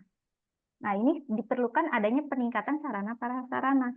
Di kami, di pemerintah Dinas Kabupaten Bogor sedang mencoba memakai sistem. Jadi memakai digitalisasi bagaimana supaya apa? Jadi tidak yang manual. Nanti arahnya apa? Arahnya yang dapat bantuannya itu lagi gitu. Sekolah itu lagi. Maka dari itu daerah kami berbeda dengan kota ya, walaupun kami juga ada yang kabupaten ini ada yang perkotaan wilayahnya. Contoh di daerah saya Cilengsinya sebenarnya perkotaan, tapi ada yang daerah pegunungan, dan didapati masih banyak nanti yang sekolahnya tiba-tiba ambruk gitu ya. Jadi gimana memikirkan yang akreditasinya bagus ya. Sedangkan sekolah masih ada kendala seperti itu. Nah, salah satunya jalan ya tadi diawali kita itu tiap tahun adanya musrenbang di kecamatan. Nah, kita bekerja sama ya, seharusnya bisa dilaksanakan kerjasama itu melalui ini apa, kasih Penkes pendidikan dan kesehatan di kecamatan. Nah, nanti kalau musrenbang itu masuk, jadi satu misalnya pengadaan misalnya apa namanya rehab atau pengadaan gedung baru. Nah, itu mereka yang menganalisis, mereka datang ke lapangan. Kalau sudah di musrenbang, Dinas Pendidikan mengawal ya. Kalau tidak masuk ke dalam musrenbang, nah Dinas Pendidikan ini ada yang namanya dana alokasi khusus. Nah, ini nanti dimasukkan ke dalam dana alokasi khusus gitu. Nah, contoh lagi di sekarang ini 2 hari ini kan ada di beberapa minggu ini kami mengadakan lomba pemanfaatan sarana prasarana tersebut, teman-teman. Jadi contoh, saya kemarin jadi juri pemanfaatan Chromebook karena memang dapat bantuan dari pemerintah. Kemudian ada yang Smart TV gitu. Walaupun di kampung kita tuh punya Smart TV gitu, tapi sebenarnya jangan sampai itu hanya dibantukan tapi tidak dipakai, makanya ada lombanya. Kemudian inovasi IPAS, kan alat peraga juga diperbantukan. Nah, kemudian hari kemarin marching band itu lombanya di Gor Pakansari, SMP, hari ini SD ya. Jadi satu lagi lomba apa ya? Oh ya, itu hanya 4. Jadi itu dalam rangka apa? Dalam rangka untuk mengetahui mutu-mutu di sekolah seperti apa dengan adanya sarana prasarana yang sudah diberikan oleh Dinas Pendidikan gitu ya. Sampai kemarin juga tamu undangannya Pak Bupati, tapi karena Pak Bupati ke Bandung dihadiri oleh Sekda. Nah, selanjutnya ini diperlukan adanya ini juga ya, selain itu pelibatan masyarakat. Selain yang tadi, sebenarnya pelibatan masyarakat juga diperlukan. Kontrolnya seperti apa? Nah, seperti kalau di sekolah itu kontrolnya memang melalui lembaga itu ya, apa LSM ya. Kemudian dievaluasi, kemudian setelah akreditasi itu juga dievaluasi. Nah, kemudian gimana sih tadi kalau misal di lapangan di sekolah tadi keputusan sepihak ya Kakak Tiara ya, tidak melibatkan. Nah, itu yang tadi yang saya jawab itu untuk gimana sih peningkatannya. Nah, kalau untuk tidak adanya pelibatan memang diperlukan apa? Kalau di lapangan contoh, ya saya juga mengalami karena saya waktu itu jadi guru, tidak adanya pelibatan gitu ya. Sebenarnya dengan program pemerintah adanya komunitas belajar gitu ya, di situ kan terjadi diskusi. Jadi diperlukan adanya memang komunitas belajar tersebut. Jadi aktifkan komunitas belajar. Karena kalau tidak melalui wadah tersebut, teman-teman hanya sendiri-sendiri menyampaikan pendapat, itu tidak akan bisa. Nanti terkesannya apa? Terkesannya justru malah untuk kepentingan diri kita sendiri. Mengatasnamakan, oh teman-teman, tapi kan kenyataannya ternyata itu untuk kepentingan kita. Jadi saran saya adalah aktifkan komunitas belajar. Di situ kan kita berdiskusi, ini loh Bapak Ibu Kepala Sekolah dari hasil analisis, kemudian di Kombel itu kita mengadakan kegiatan yang memang untuk peningkatan yang tadi disebut gitu, misalnya yang merah yang di bagian mana ya, contoh kurang di kualitas pembelajaran. Nah, kualitas pembelajaran berarti adakan ya sesi-sesi pelatihan di Kombel. Jadi satu, katakan IHT, in-house training gitu 1 kali, atau yang selanjutnya itu pertemuan-pertemuan rutin yang mengenai apa gantian materinya yang terkait dengan kualitas pembelajaran. Maka dari itu komunitas belajar yang digalakkan di era Merdeka Belajar itu diperlukan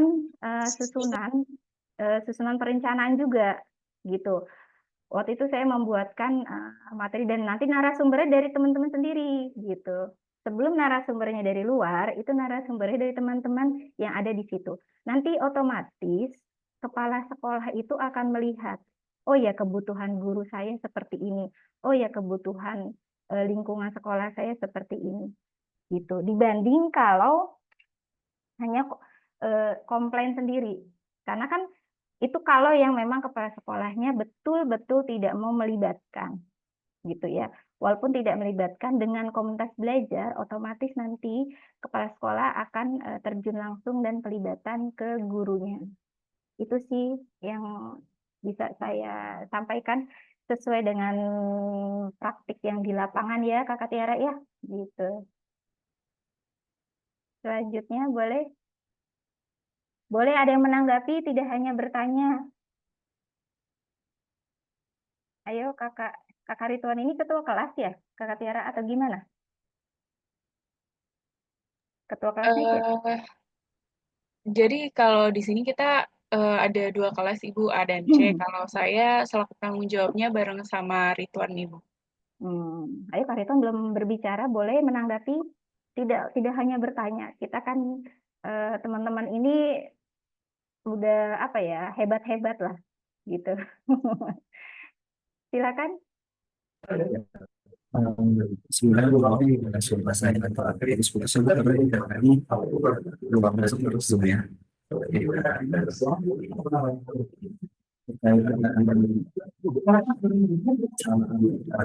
seperti sama saya sih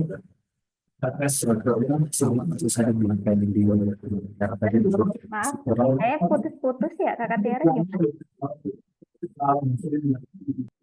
Putus-putus Kak. Agak putus-putus, Ridwan, boleh di kolom chat nggak apa-apa, nanti coba dibacain.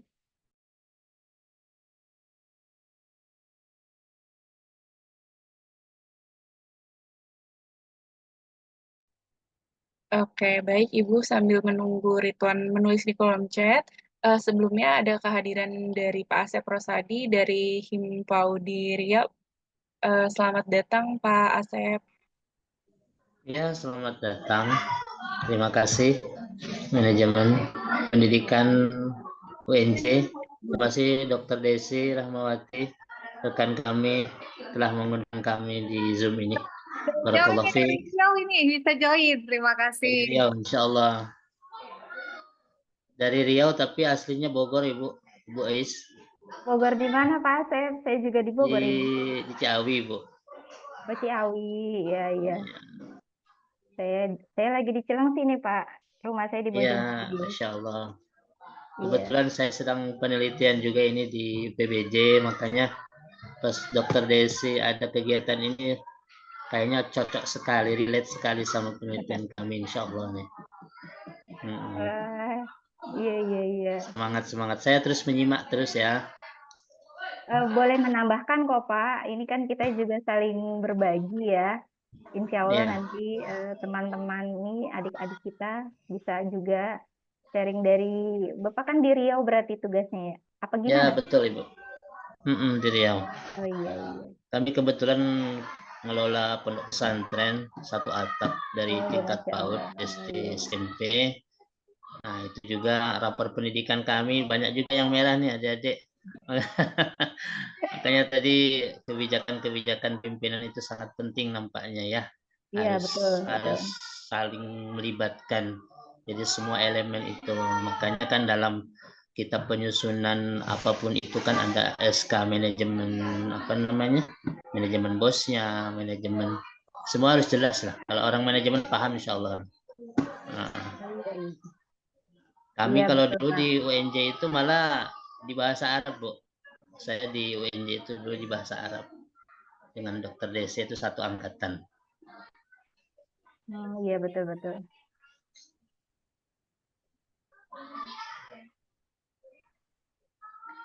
Lanjut, Bu. Terima kasih. Iya, Kakak Mutire itu udah saya setting ya? Coba. Tunggu Ibu. Belum ya? Mohon maaf Pak. All participant biasanya. Iya, tapi di saya hostnya Ibu, saya mau minta coba hostnya Bu. Oh, hostnya saya. Iya. Aku nggak setting host padahal.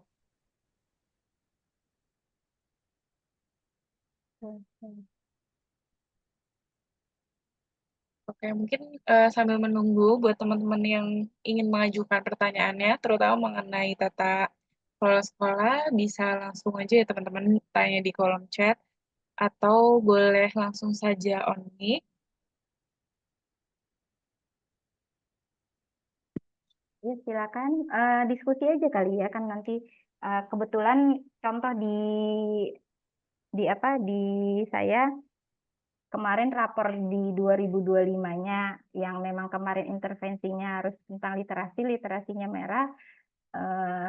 Saya dampingi bagaimana mengelolanya, bagaimana membuat program di KSP-nya, kemudian diawali oleh analisis dulu. Nah, analisis rapor pendidikan, kemudian saya datangi kunjungan langsung ke sekolahnya, itu ya perbaikannya, sampai ke hal yang tidak ada mading gitu, kebiasaan untuk membaca. Kalau di Bogor itu kan adanya pohon gelis atau gerakan literasi gitu. Jadi ada pohon, nanti kalau anak-anak membaca tempel-tempel gitu ya. Nah, kemudian ada sudut baca gitu, terus buku-buku, kemudian ada program bagaimana satu hari mereka saling menganalisis gantian gitu ya, apakah ada yang memang membaca, kemudian mereview gitu ya, ada yang membaca puisi dan sebagainya. Kemudian sering-sering membaca gitu. Nah, alhamdulillah kemarin literasinya tidak merah, malah cenderung naik gitu di dua sekolah yang saya dampingi literasinya. Untuk kualitasnya sih beberapa itu banyak yang kuning, jadi tidak merah. Jadi kan kalau di raport itu ada merah, kuning, hijau. Jadi cenderung ke kuning. Nah, kuning ini diupayakan untuk ditingkatkan menjadi hijau. Gitu. Kalau merah cenderung kita tingkatkan menjadi kuning. Kan memang tidak tiba-tiba merah ke hijau ya. Tapi diupayakan. Nah, nanti kalau di rapor pendidikan ini tidak berwarna, misalkan abu-abu berarti atau tidak ada hasil, berarti yang mengikutinya itu kurang. Pesertanya kurang dari 80%. Gitu. Kemarin yang di 2025 ini kok ada 2 sekolah, di saya ini kok 0%. Nah, kemarin memang kendalanya di sinyal. Nah, sinyal ini dari pusat gitu. Kemudian mereka sekolah itu dijadwalkan ulang untuk ikut lagi. Nah, makanya bisa jadi karena faktor itu kan mereka pasti yang siswanya disuruh pulang tuh. Apakah pengaruh dari itu gitu ya? Gitu. Jadi syaratnya itu memang di atas 80% untuk ANBK-nya. Dan rapor pendidikan itu kan tidak hanya dari tes literasi numerasi di ANBK saja, tapi Sulingjar. Sulingjar itu juga survei lingkungan belajar yang diisi oleh gurunya juga gitu. Teman-teman ada yang tahu tentang Sulingjar? Survei lingkungan belajar. Ada yang sudah pernah? Mohon maaf, apa Ibu namanya tadi? Sulingjar, survei lingkungan belajar. Jadi rapor pendidikan itu tidak serta-merta dari hanya satu bahwa hasil siswa saja gitu. Makanya tadi lingkungan yang inklusif, yang adanya kekerasan dan sebagainya itu juga didapat dari Sulingjar tersebut gitu. Jadi orang tua siswa ada yang mengisi berapa orang perwakilan, kemudian siswa serta guru gitu. Jadi nanti gurunya ditanya apakah Anda pernah mengalami apa di sekolah gitu. Tapi kembali lagi apakah jawabannya jujur atau tidak gitu. Misalnya, oh Kak Tiara pernah mengalami kekerasan di sekolah gitu, tapi dijawab tidak gitu. Karena ingin hasilnya baik ya bisa aja, nanti hasilnya baik. Tapi kan kita ingin jujur gitu, makanya prinsipnya tadi kejujuran. Karena lebih baik ini hasilnya apa adanya supaya apa nanti untuk perbaikan ke depannya gitu. Nanti bisa dijadikan evaluasi diri dari sekolah tersebut gitu. Kalau dulu evadir namanya, evaluasi diri sekolah, itu banyak yang menjawab itu hanya pihak sekolah. Tapi kalau sekarang pelibatan semua gitu, semua unsur seperti itu. Tadi Kak Ritun mau ini apa ya?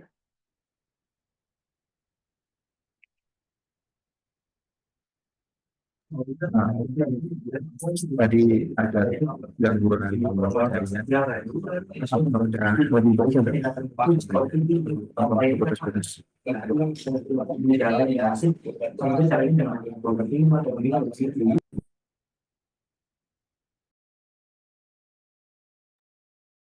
Mungkin boleh di kolom chat aja, Ridwan, boleh ditanya. Soalnya suaranya agak putus-putus. Mungkin saya mau nanya lagi kali ya, Bu. Tentang konsep tata kelola sekolah dan perencanaan berbasis data nih, Bu. Itu kan hal-hal yang krusial ya, Bu, yang sangat perlu diperhatikan di setiap sekolah. Nah, menurut Ibu sendiri, kira-kira dalam budaya manajemen sekolah di Indonesia itu ada yang perlu diubah nggak sih dari sekolah itu sendiri sama perencanaan berbasis datanya?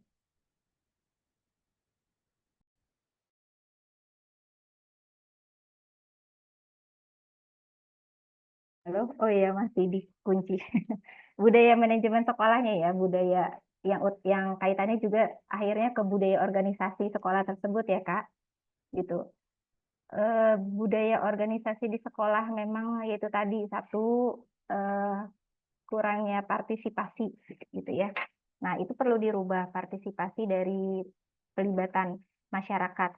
Yang kalau ditanya misalnya contoh kalau untuk perencanaan berbasis data harusnya orang tua itu juga dipaparkan rapor pendidikan sekolahnya. Jadi rata-rata kalau ditanya oleh tim akreditasi, kan ada perwakilan nih komite sekolah. Mereka pasti menjawabnya kami tidak tahu gitu. Nah, ini harus perbaikan. Jadi perlu diketahui memang terkadang kan waktu gitu ya. Nah, pernah sempat satu kali itu saya diminta di sekolah saya menjabarkan program gitu, program yang tentang P5. Ada juga program sekolah 1 tahun, program P5, karena di negeri ini kan beda dengan swasta. Kalau swasta pasti di tahun awal budayanya itu mereka mengundang orang tua, kemudian disampaikan kegiatan tahunan, semesteran gitu ya. Nah, beda dengan budaya di negeri. Ini kita berbicara konsep perencanaan antara negeri dan swasta. Nah, perlu adanya perubahan itu gitu loh. Harus ada partisipasi kolaboratif gitu. Nah, kolaborasi ini oleh siapa saja? Ya salah satunya orang tua dan juga masyarakat. Maka dari itu komite sekolah pun kalau di aturan itu kan seharusnya di kita itu kan cenderung oh yang anaknya sekolah di situ. Padahal kalau secara aturan yang sekarang ini boleh misalnya tokoh masyarakat gitu ya yang di lingkungan kita dan itu jarang dilibatkan gitu.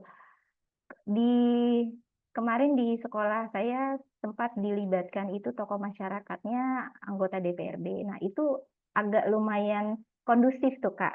Gitu. Kenapa? Contoh tentang kita punya masalah parkiran motor, kita punya masalah tentang tawuran gitu ya, atau masalah-masalah itu cukup terbantu oleh komite. Jadi rata-rata masalah di bawah budayanya justru komite terkadang yang menimbulkan masalah.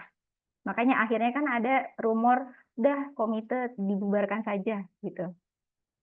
Padahal kalau secara positifnya komite sekolah ini membantu gitu. Maka dari itu kembalikan lagi budaya kita bahwa kita juga harus sesuai aturan gitu. Yang kedua harus sesuai aturan. Kita bergerak sesuai aturan gitu. Nah, aturan kita, tupoksi kita sebagai guru, tupoksi kita sebagai kepala sekolah, sebagai pendamping, itu dikembalikan lagi dan kita laksanakan dengan sebaik-baiknya. Karena kalau tidak, itu tadi, budaya tadi justru kita seringnya mendapat masalah yang memang dari orang tua. Aduan-aduan masyarakat itu terjadi dari dalam sekolah itu sendiri, yaitu orang tua. Gitu. Yang akhirnya guru dilaporkan, kemudian sekolah dilaporkan, yang akhirnya bukannya dirapatkan atau dikoordinasi di sekolah, tetapi akhirnya malah ke ranah hukum. Ya, sering ini kan ya. Nah, maka dari itu seharusnya apa perencanaan sekolahnya ya, itu kalau bisa pelibatan. Satu, ketika nanti analisis atau bersama ya, analisis bersama, itu hadirkan orang tua, di rapat orang tua. Jabarkan, ini loh rapor pendidikan sekolah kita di tahun 2025. Yang merah ini contohnya literasi, misalnya. Nah, berarti Bapak Ibu nanti kita punya program, setuju tidak? Atau mungkin ada masukan. Nah, masukannya misalnya bersedia nggak nih, misalnya orang tua dilibatkan untuk setiap bulan lah. Ada orang tua datang untuk membacakan cerita misalnya, kalau di SD misalnya, atau mendongeng. Satu, mengenalkan profesinya, kedua mendongeng, gitu. Dan itu pelibatan orang tua bergantian misalnya. Nah, itu bisa jadi program yang akhirnya apakah ini nanti dianggarkan dananya atau tidak. Kalau nanti dianggarkan kan masuk ke dalam RKS, kalau tidak ada anggaran dana, berarti hanya masuk dalam RKT, gitu ya, perbedaan RKT dan RKS. Gitu. Nah, jadi itu penentuannya di awal tahun. Nah, rata-rata mungkin langsung terima jadi aja sekolah itu, apa orang tua. Kalau ditanya kenapa sekolah orang tua ingin masuk di sekolah tersebut, ya nggak tahu, cuma ikutan deket atau ikutan anak tetangga itu lulus itu baik itu aja gitu, tanpa melihat sebenarnya program di sekolah itu apa. Jadi saya kalau mendampingi sekolah, Bapak Ibu tolong bikin programnya yang highlight. Jadi yang nanti bisa oh saya dikenal karena program tersebut gitu. Seperti tadi misalnya memang adanya baksos ke mana itu jadikan suatu program yang memang nanti di masyarakat itu positif dan itu dikenang dan tahu kenapa anak saya masuk ke sini. Oh karena ada baksosnya. Kenapa anak saya masuk ke sini? Oh karena ada baca tulis Al-Qur'annya. Nah programnya apa namanya gitu, dikasih nama programnya. Nah itu masukkan ke dalam KSP, itu kurikulum satuan pendidikan. Yang akhirnya tadi KSP itu adalah hasil dari analisis rapor pendidikan tersebut gitu. Nah sepertinya sih budaya-budaya seperti itu sih yang sebenarnya Kombel pun tadi itu untuk ini ya budaya kita perbaiki budaya belajar dan berbagi berkolaborasi ini yang ketiga ya itu juga bisa gitu terus diperbaiki. Kenapa? Karena kalau di lapangan yang terjadi adalah budaya, terutama di pendidikan itu kan ngegeng-ngegeng ya komunitasnya. Nah, akhirnya kita bentuknya komunitasnya bisa per mapel, bisa per level kalau di SD gitu ya. Nah, ini nanti bicaranya ya bukan membicarakan guru satu sama lain, tapi lebih kalau membicarakan guru A berarti ya tentang pembelajarannya, bukan tentang oh dirinya yang guru A seperti ini itu enggak. Jadi lebih nanti gimana sih nanti perbaikannya gitu ke depannya. Itu perlu juga perbaikan karena Kombel ini walaupun sudah berlangsung beberapa ya di tahun ke belakang, tapi masih banyak yang belum aktif ya. Makanya Kombel ini masih tetap harus diaktifkan karena memang cuma tambahannya tadi edarannya 1 minggu sekali dalam belajar gitu, Kak Tiara tambahannya.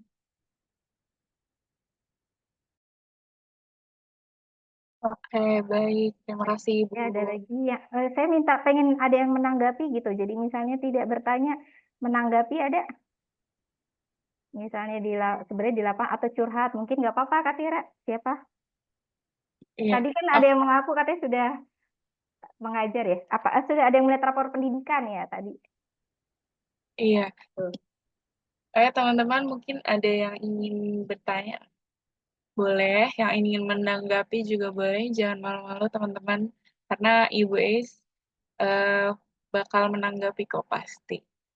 Karena materi kita hari ini sebenarnya kita udah pernah beberapa kali sih Bu tentang rapor pendidikan. Terus juga kita pernah kunjungan juga ke salah satu Mendikbud kayaknya waktu itu Bu kita ngebahas tentang rapor pendidikan juga. Jadi mungkin teman-teman juga beberapa ada yang masih ingat saya rasa. Jadi buat teman-teman boleh yang ingin menanggapi atau bertanya, boleh silakan teman-teman.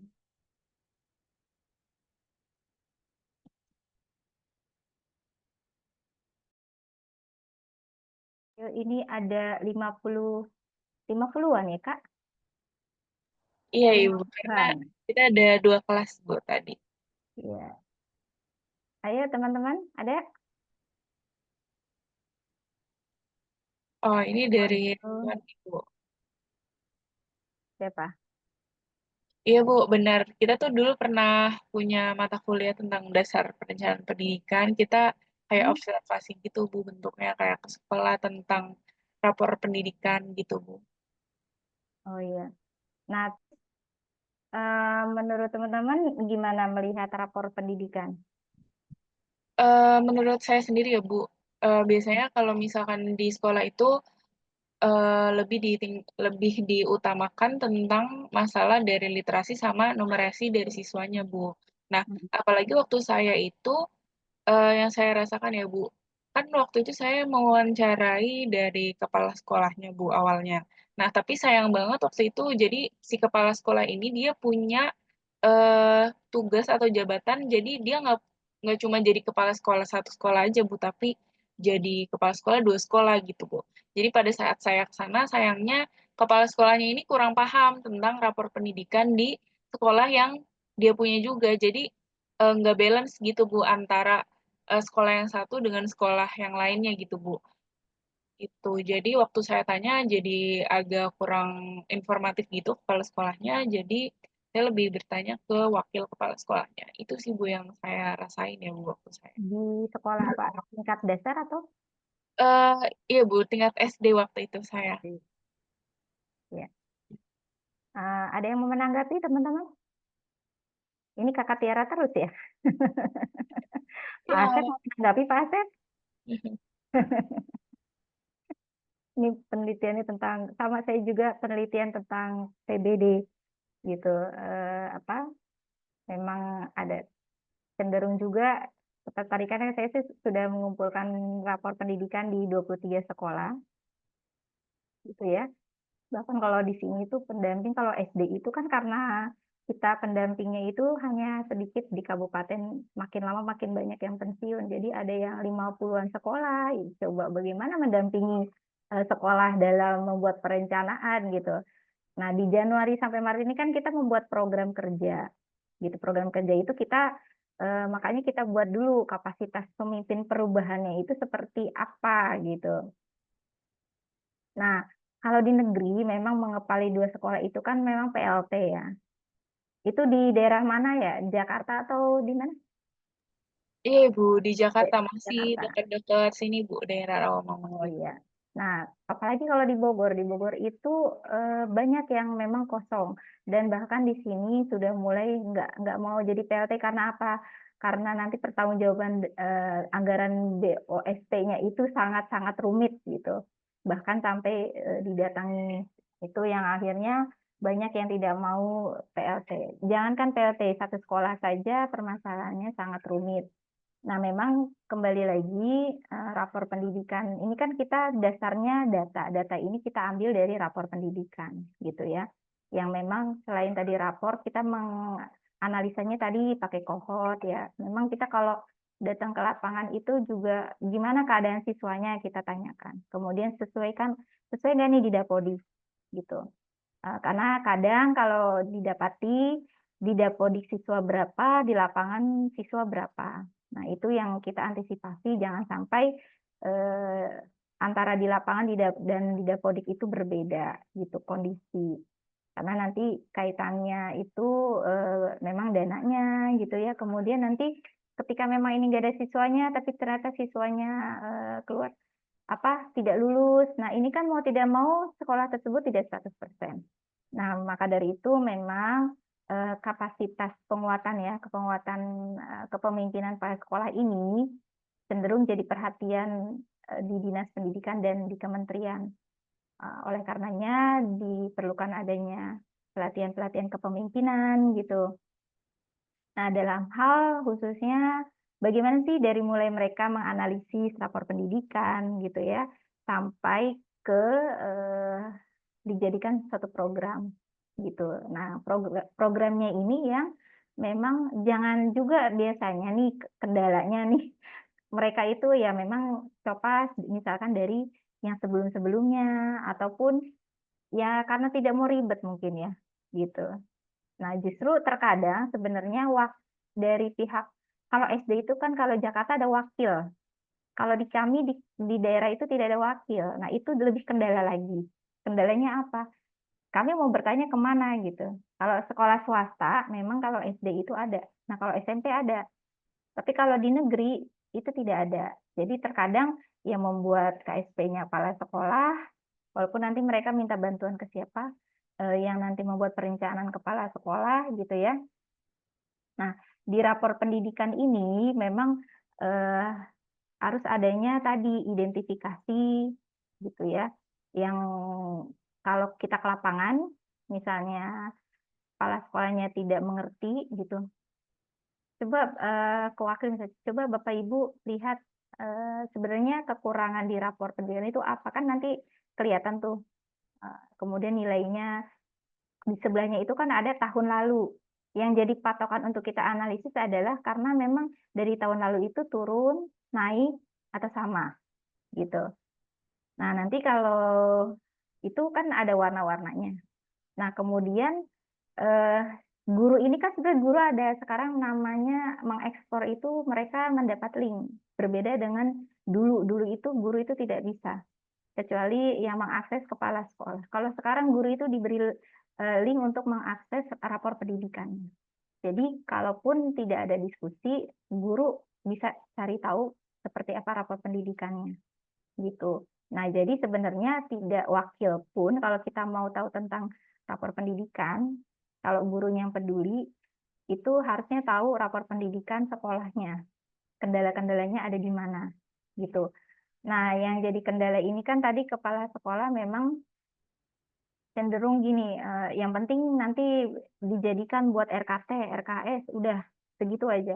Kemudian nanti mereka copas. Itu kendala di lapangan yang memang sampai sekarang kita masih terus dampingi gitu.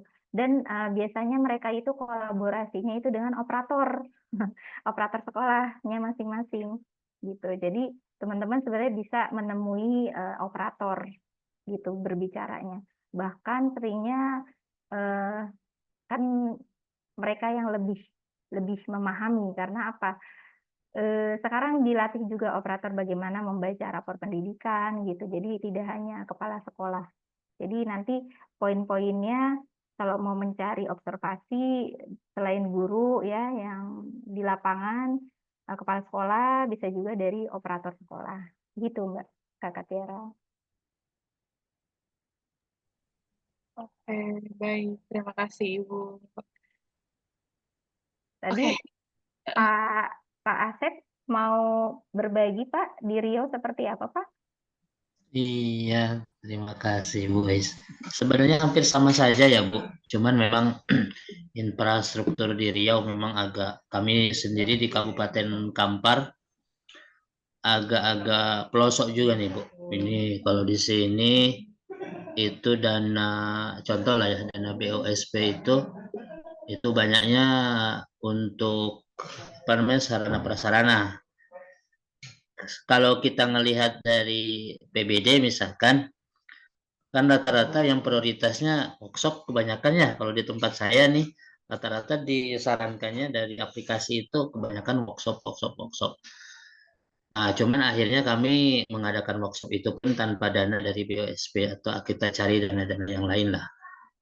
Jadi kalau pengalaman kami tentang apa namanya, manajemen di satuan pendidikan itu memang harus apa namanya, kolaborasi lah.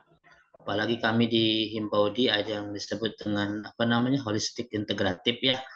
Jadi semua pihak itu kan harus saling berkesinambungan. Semua membuat MOU di antara sekolah dengan lembaga-lembaga tadi. Jadi memang kalau tanpa kerjasama ya agak-agak repot. Kita memang harus terbuka, harus transparan, harus membuat apa namanya, hubungan silaturahim yang bagus lah di antara lembaga-lembaga, antara dinas dengan sekolah, sekolah dengan orang tua dengan organisasi masyarakat di sekitar kita. Kalau enggak kita saling sikut nantinya.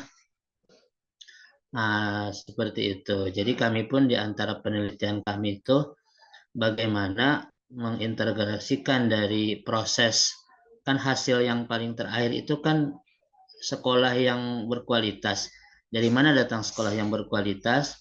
Dari manajemen yang sangat tersusun, terstruktur. Nah, dari arkasnya yang bagus. Dari mana arkas yang bagus? Tentu datang dari rapor pendidikan. Dari mana datang rapor pendidikan? Tentu dari Sulingjar, ANBK, dan yang lain-lain kan Bu ya, kan itu dasarnya. Nah, disitulah nanti di dalam Sulingjar itu akan menghasilkan RKT, RKJM yang bagus sebenarnya. Kalau dulu kan ada PMP Bu ya, sebelum Sulingjar, sebelum Sulingjar itu ada PMP yang kadang harus kita isi manual sebelumnya itu. Kalau sekarang sudah enak, setelah ada Sulingjar, ANBK, kita sudah ada rapor PBD, perencanaan berbasis data. Nah, itu sebenarnya sudah sangat dimanjakan sekali sekarang nih para kepala sekolah. Cuman bagaimana membaca hasilnya itu yang kadang kita kurang cermat. Nah, sehingga kadang kurang bijak kita dalam menganggarkan bantuan yang diberikan pemerintah kepada kita. Nah, itu saya rasa sama seperti itu sih. Iya, Karena kita betul. semua sudah berbasis satu pintu semuanya. Udah Iya, enak betul sebenarnya. banget ya. Tinggal kita yuk sama-sama kita bijak dalam menyikapi kebijakan pemerintah. Saya rasa aplikasi apapun yang disiapkan oleh pemerintah itu niatnya baik. Cuma bagaimana harus kita bijak-bijak, pandai-pandailah kita dalam mengatur strategi itu semuanya. Saya rasa itu hampir sama saja insya Allah. Ya, jadi nanti teman-teman cara membaca rapornya itu kan nanti dianalisis ya, diidentifikasi akar masalahnya, nanti direfleksikan, nah dibenahi, itu kan IRB. Sekarang itu kan IRBB, benahi perencanaan, benahi implementasi. Nah, nanti kalau di rapor pendidikan itu setelah kita baca hasil rapornya, kita pindah ke rekomendasi yang prioritas keseluruhan, kemudian rekomendasi prioritasnya. Nanti membacanya di rekomendasi prioritas. Jadi mana yang menjadi prioritas yang akan kita jadikan program seperti itu. Bukan berarti yang lainnya tidak diprogramkan gitu. Jadi ketika saya jabarkan dan paparkan ini pun ke satuan pendidikan, ke kepala sekolah, tetap saja nanti yang kendalanya itu bingung contoh programnya gitu. Yang akhirnya nanti ujung-ujungnya kita juga yang harus mencontohkan. Yang padahal kan itu harusnya inovasi dari kepala sekolah tersebut dan para stakeholder yang ada di sekolah tersebut gitu ya. Misalkan tadi kan apakah mau mengadakan workshop gitu, apakah ingin mengadakan tadi bentuk apa namanya bakti sosial gitu, itu kan inovasi-inovasi di sekolah tersebut gitu. Nah, jadi sepertinya kendalanya itu ya Pak Asep ya. Jadi ketika udah setelah dibaca ada rekomendasi prioritas, kalau saya ke lapangan nanti terus nanti yang programnya ini yang bisa jadi intervensi nih ya, nanti merubah contoh literasi itu apa ya? Padahal nanti dikembalikan lagi kekuatan di sekolah tersebut dan sarana prasarana sekolah tersebut gitu. Nah, makanya di link rapor pendidikan kolom satunya itu ada lagi kolom RKT dan RKS untuk latihan kepala sekolah untuk menurunkan ketika dibaca, dibuka lagi rekomendasi prioritasnya, kemudian sebenarnya tinggal copas-copas untuk di RKT, nah nanti baru di RKS-nya itu ketika ada anggaran, nah itu nanti dijabarkan, misalnya workshop membutuhkan kertas sekian, ini sekian. Nah jadi kebingungan di situ kepala sekolah yang saya lihat gitu loh. Nah, memang tadi kerjasama dan kolaborasi. Itu Kakak Tere tadi kita kayaknya mau latihan bikin visi misi ya. Mau latihan nggak nih? Iya, Bu, Kak, tapi kayak saya contoh gini aja.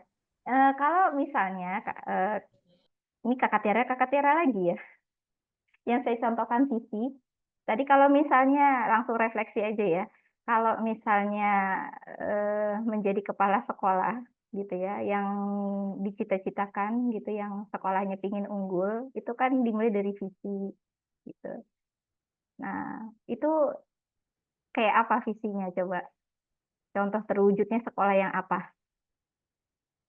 Kak Ridwan mau di chat nggak apa-apa kalau suaranya itu.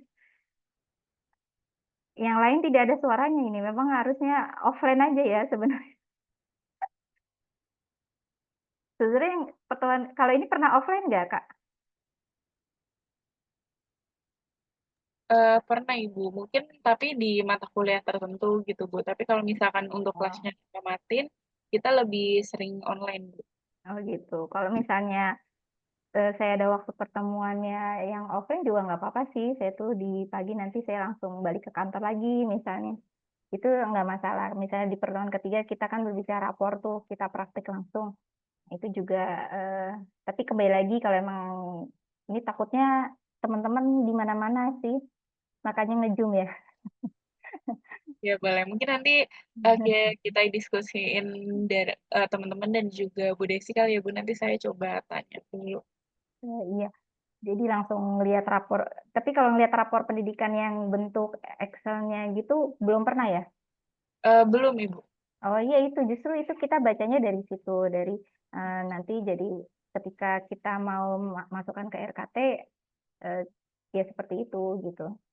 Saya malah belum ngeprint bisa apa belum pernah ngeprint rapornya, saya baca langsung di Excel gitu karena saya sebagai pendamping harus membaca. Kenapa? Karena untuk menganalisis tahun kemarin dengan yang tahun sekarang seperti itu gitu ya. Jadi contoh kalau tadi sebenarnya gini aja langsung refleksi karena ini udah berapa menit lagi ya. Materi sekarang kan kita sudah belajar ya. Nah, teman-teman boleh di chat gitu kan, perasaannya gimana sih belajar dengan saya. Saya juga perasaannya sebenarnya di awal tuh langsung, Bu, masa ya saya jadi tersanjung nih, saya deg-degan loh. Saya deg-degan karena ngajarnya eh, nggak biasa, karena memang berbaginya biasanya tidak dengan mahasiswa gitu ya. Dan alhamdulillah memang ini alma mater asal saya, S1, PPG, dan memang ini Jakarta itu kampung halaman ya, jadi balik lagi ke Jakarta lagi saya. Gitu. Gimana perasaannya, Kak? Kalau menurut saya ya Bu, dari saya alhamdulillah jadi saya lebih ngerti lagi Bu pastinya tentang tata kelola tadi. Sebetulnya saya kan masih nyari-cari judul skripsi ya Bu, jadi saya agak kepikiran ide mungkin eh dari nomor pendidikan yang udah kita bahas. Jadi dari permasalahan-permasalahannya saya agak lebih terbuka gitu Bu. Iya. Di tempat saya juga boleh, silahkan hubungi nanti. Oke, boleh. Nanti kalau saya pengen bikin skripsi tentang ini, nanti saya hubungi. Boleh. Nanti kalaupun misalnya perizinan di Dinas Pendidikan Kabupaten Bogornya bisa saya bantu gitu. Insya Iya, Allah lah demi UNJ. Gitu. kalau saya itu sih Bu, karena saya lagi mulai kesulitan ya mencari judul. Oh Jadi saya masih struggle cari masalah-masalahnya gitu Bu. Jadi karena iya, ada pembahasan ini, jadi saya lebih tahu dan mungkin saya sedikit tertarik gitu Bu tentang pembahasan ini gitu. iya, siap, siap. Kalaupun di DKI Jakarta di wilayah Jakarta Barat, Sudin bagian apa wilayah 2, saya bisa bantu juga. Kebetulan suami saya di sana bekerjanya gitu. Kemarin juga sebenarnya saya diminta ya udah kalau mau di wilayah dia, tapi saya milih wilayah saya sendiri dulu karena saya masih apa paham ya tentang apa namanya di wilayah saya gitu kan. Kemudian mungkin kan bisa membantu untuk solusi ke depannya gitu. Nah, kemudian tadi visi coba kalau menjadi kepala sekolah visinya seperti apa? Terwujudnya sekolah apa coba? Teman-teman boleh di chat. Nah, nanti kalau ketika saya pendampingan ke sekolah-sekolah itu kurangnya karena mereka kan cenderung ini ya melihat sekolah lain copas kalau menurut saya. Jadi kurang pakai melalui kegiatan apa gitu ya. Jadi mereka hanya cenderung itu yang tadi saya jelaskan. Eh, Misalnya melaksanakan kegiatan karakter tujuannya atau misinya membangun lingkungan yang sekolah yang eh, aman dan menyenangkan udah gitu. Tapi lewat apa gitu. Itu yang akan membedakan sekolah A dengan sekolah B seperti itu. Ada kalau punya sekolah mau sekolah yang seperti apa, Kak Tiara?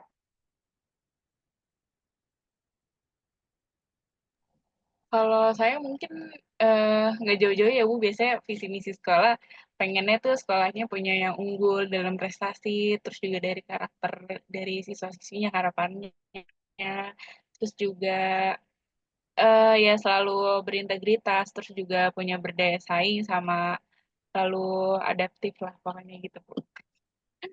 Nah, kalau misalkan menjadikan misalkan adaptif, nah melalui apa misalnya? Itu kan kita turunkan lain lagi nih ya di misinya. Kalau adaptif itu seperti apa? Jadi melalui kegiatan apa misalnya? Biasanya kan itu kaitannya dengan teknologi juga ya, yang sekarang kan perkembangan zamannya dengan teknologi gitu. Nah, itu bisa diturunkan itu melalui kegiatan apa gitu ya. Nah, kemudian melalui kegiatan kegiatan pembelajaran inovasi. Nah, jadi nanti ketika ada di satu hari ada kegiatan yang memang programnya itu siswa misalnya dibebaskan untuk berinovasi gitu. Karena kan mau tidak mau kalau zaman sekarang itu kan eh, kita itu perlu berinovasi gitu. Dan kita perlu mengikuti kemajuan teknologi atau iptek tadi. Nah, kalau di model pembelajaran yang di lapangan itu kan itu sekarang sih sudah bisa sih, banyak yang mau berkolaborasi dan memberi bantuan sebenarnya, tapi kembali kan pakai proposal gitu. Nah itu bagaimana inovasi-inovasi pembelajaran gitu, yang memang ada di lapangan, di sekolah-sekolah. Kemarin 2 tahun berturut-turut saya mendampingi dan membuatkan bagaimana siswa membuat inovasi contohnya. Nah itu kan memang sesuai turunan dari di sekolah saya itu yang siswanya ada IPTEK-nya. Nah IPTEK-nya itu kan ilmu pengetahuan dan teknologi. Akhirnya diikut sertakan lomba-lomba inovasi.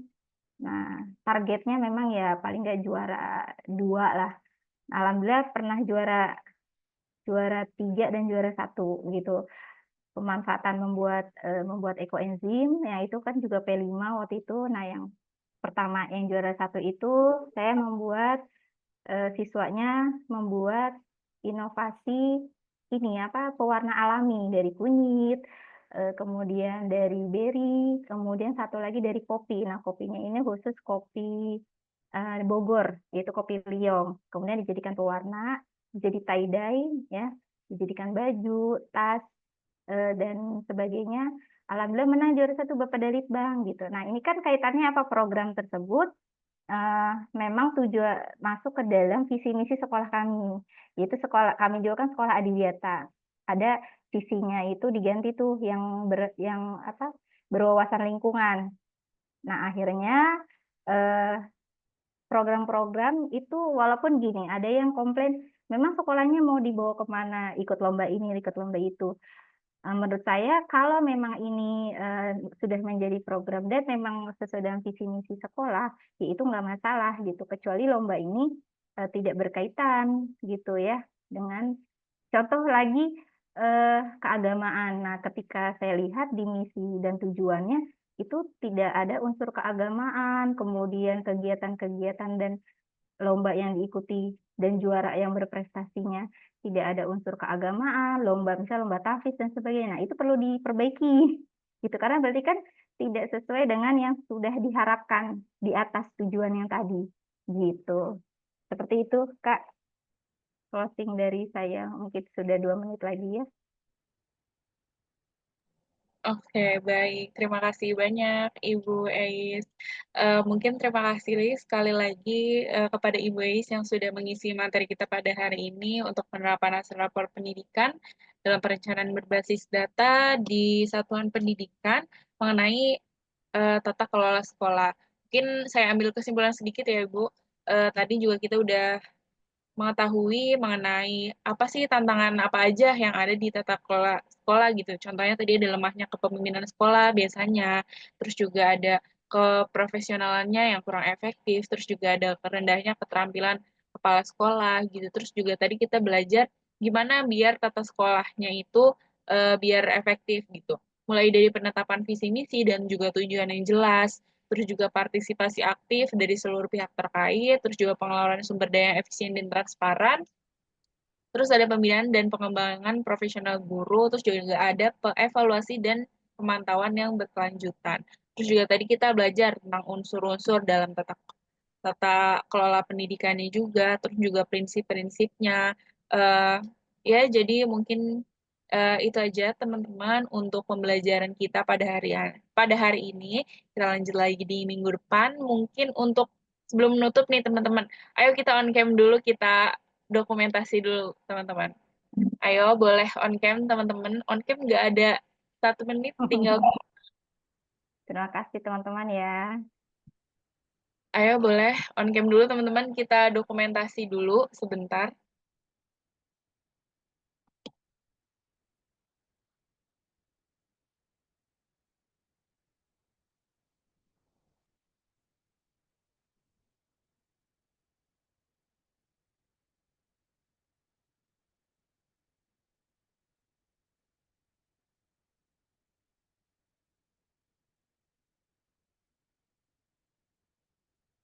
Oke, yang belum on cam boleh on cam dulu ya guys. Kita dokumentasi dulu.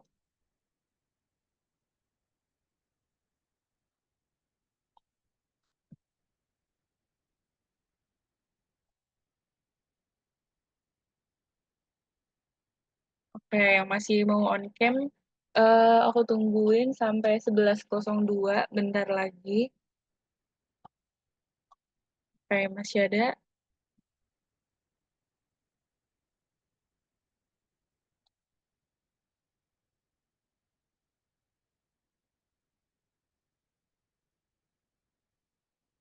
Oke, mungkin langsung aja kali ya. Nanti akan di screenshot sama Rituan. Boleh hitung ya teman-teman. 1, 2, 3. Oke, slide selanjutnya. 1, 2, 3.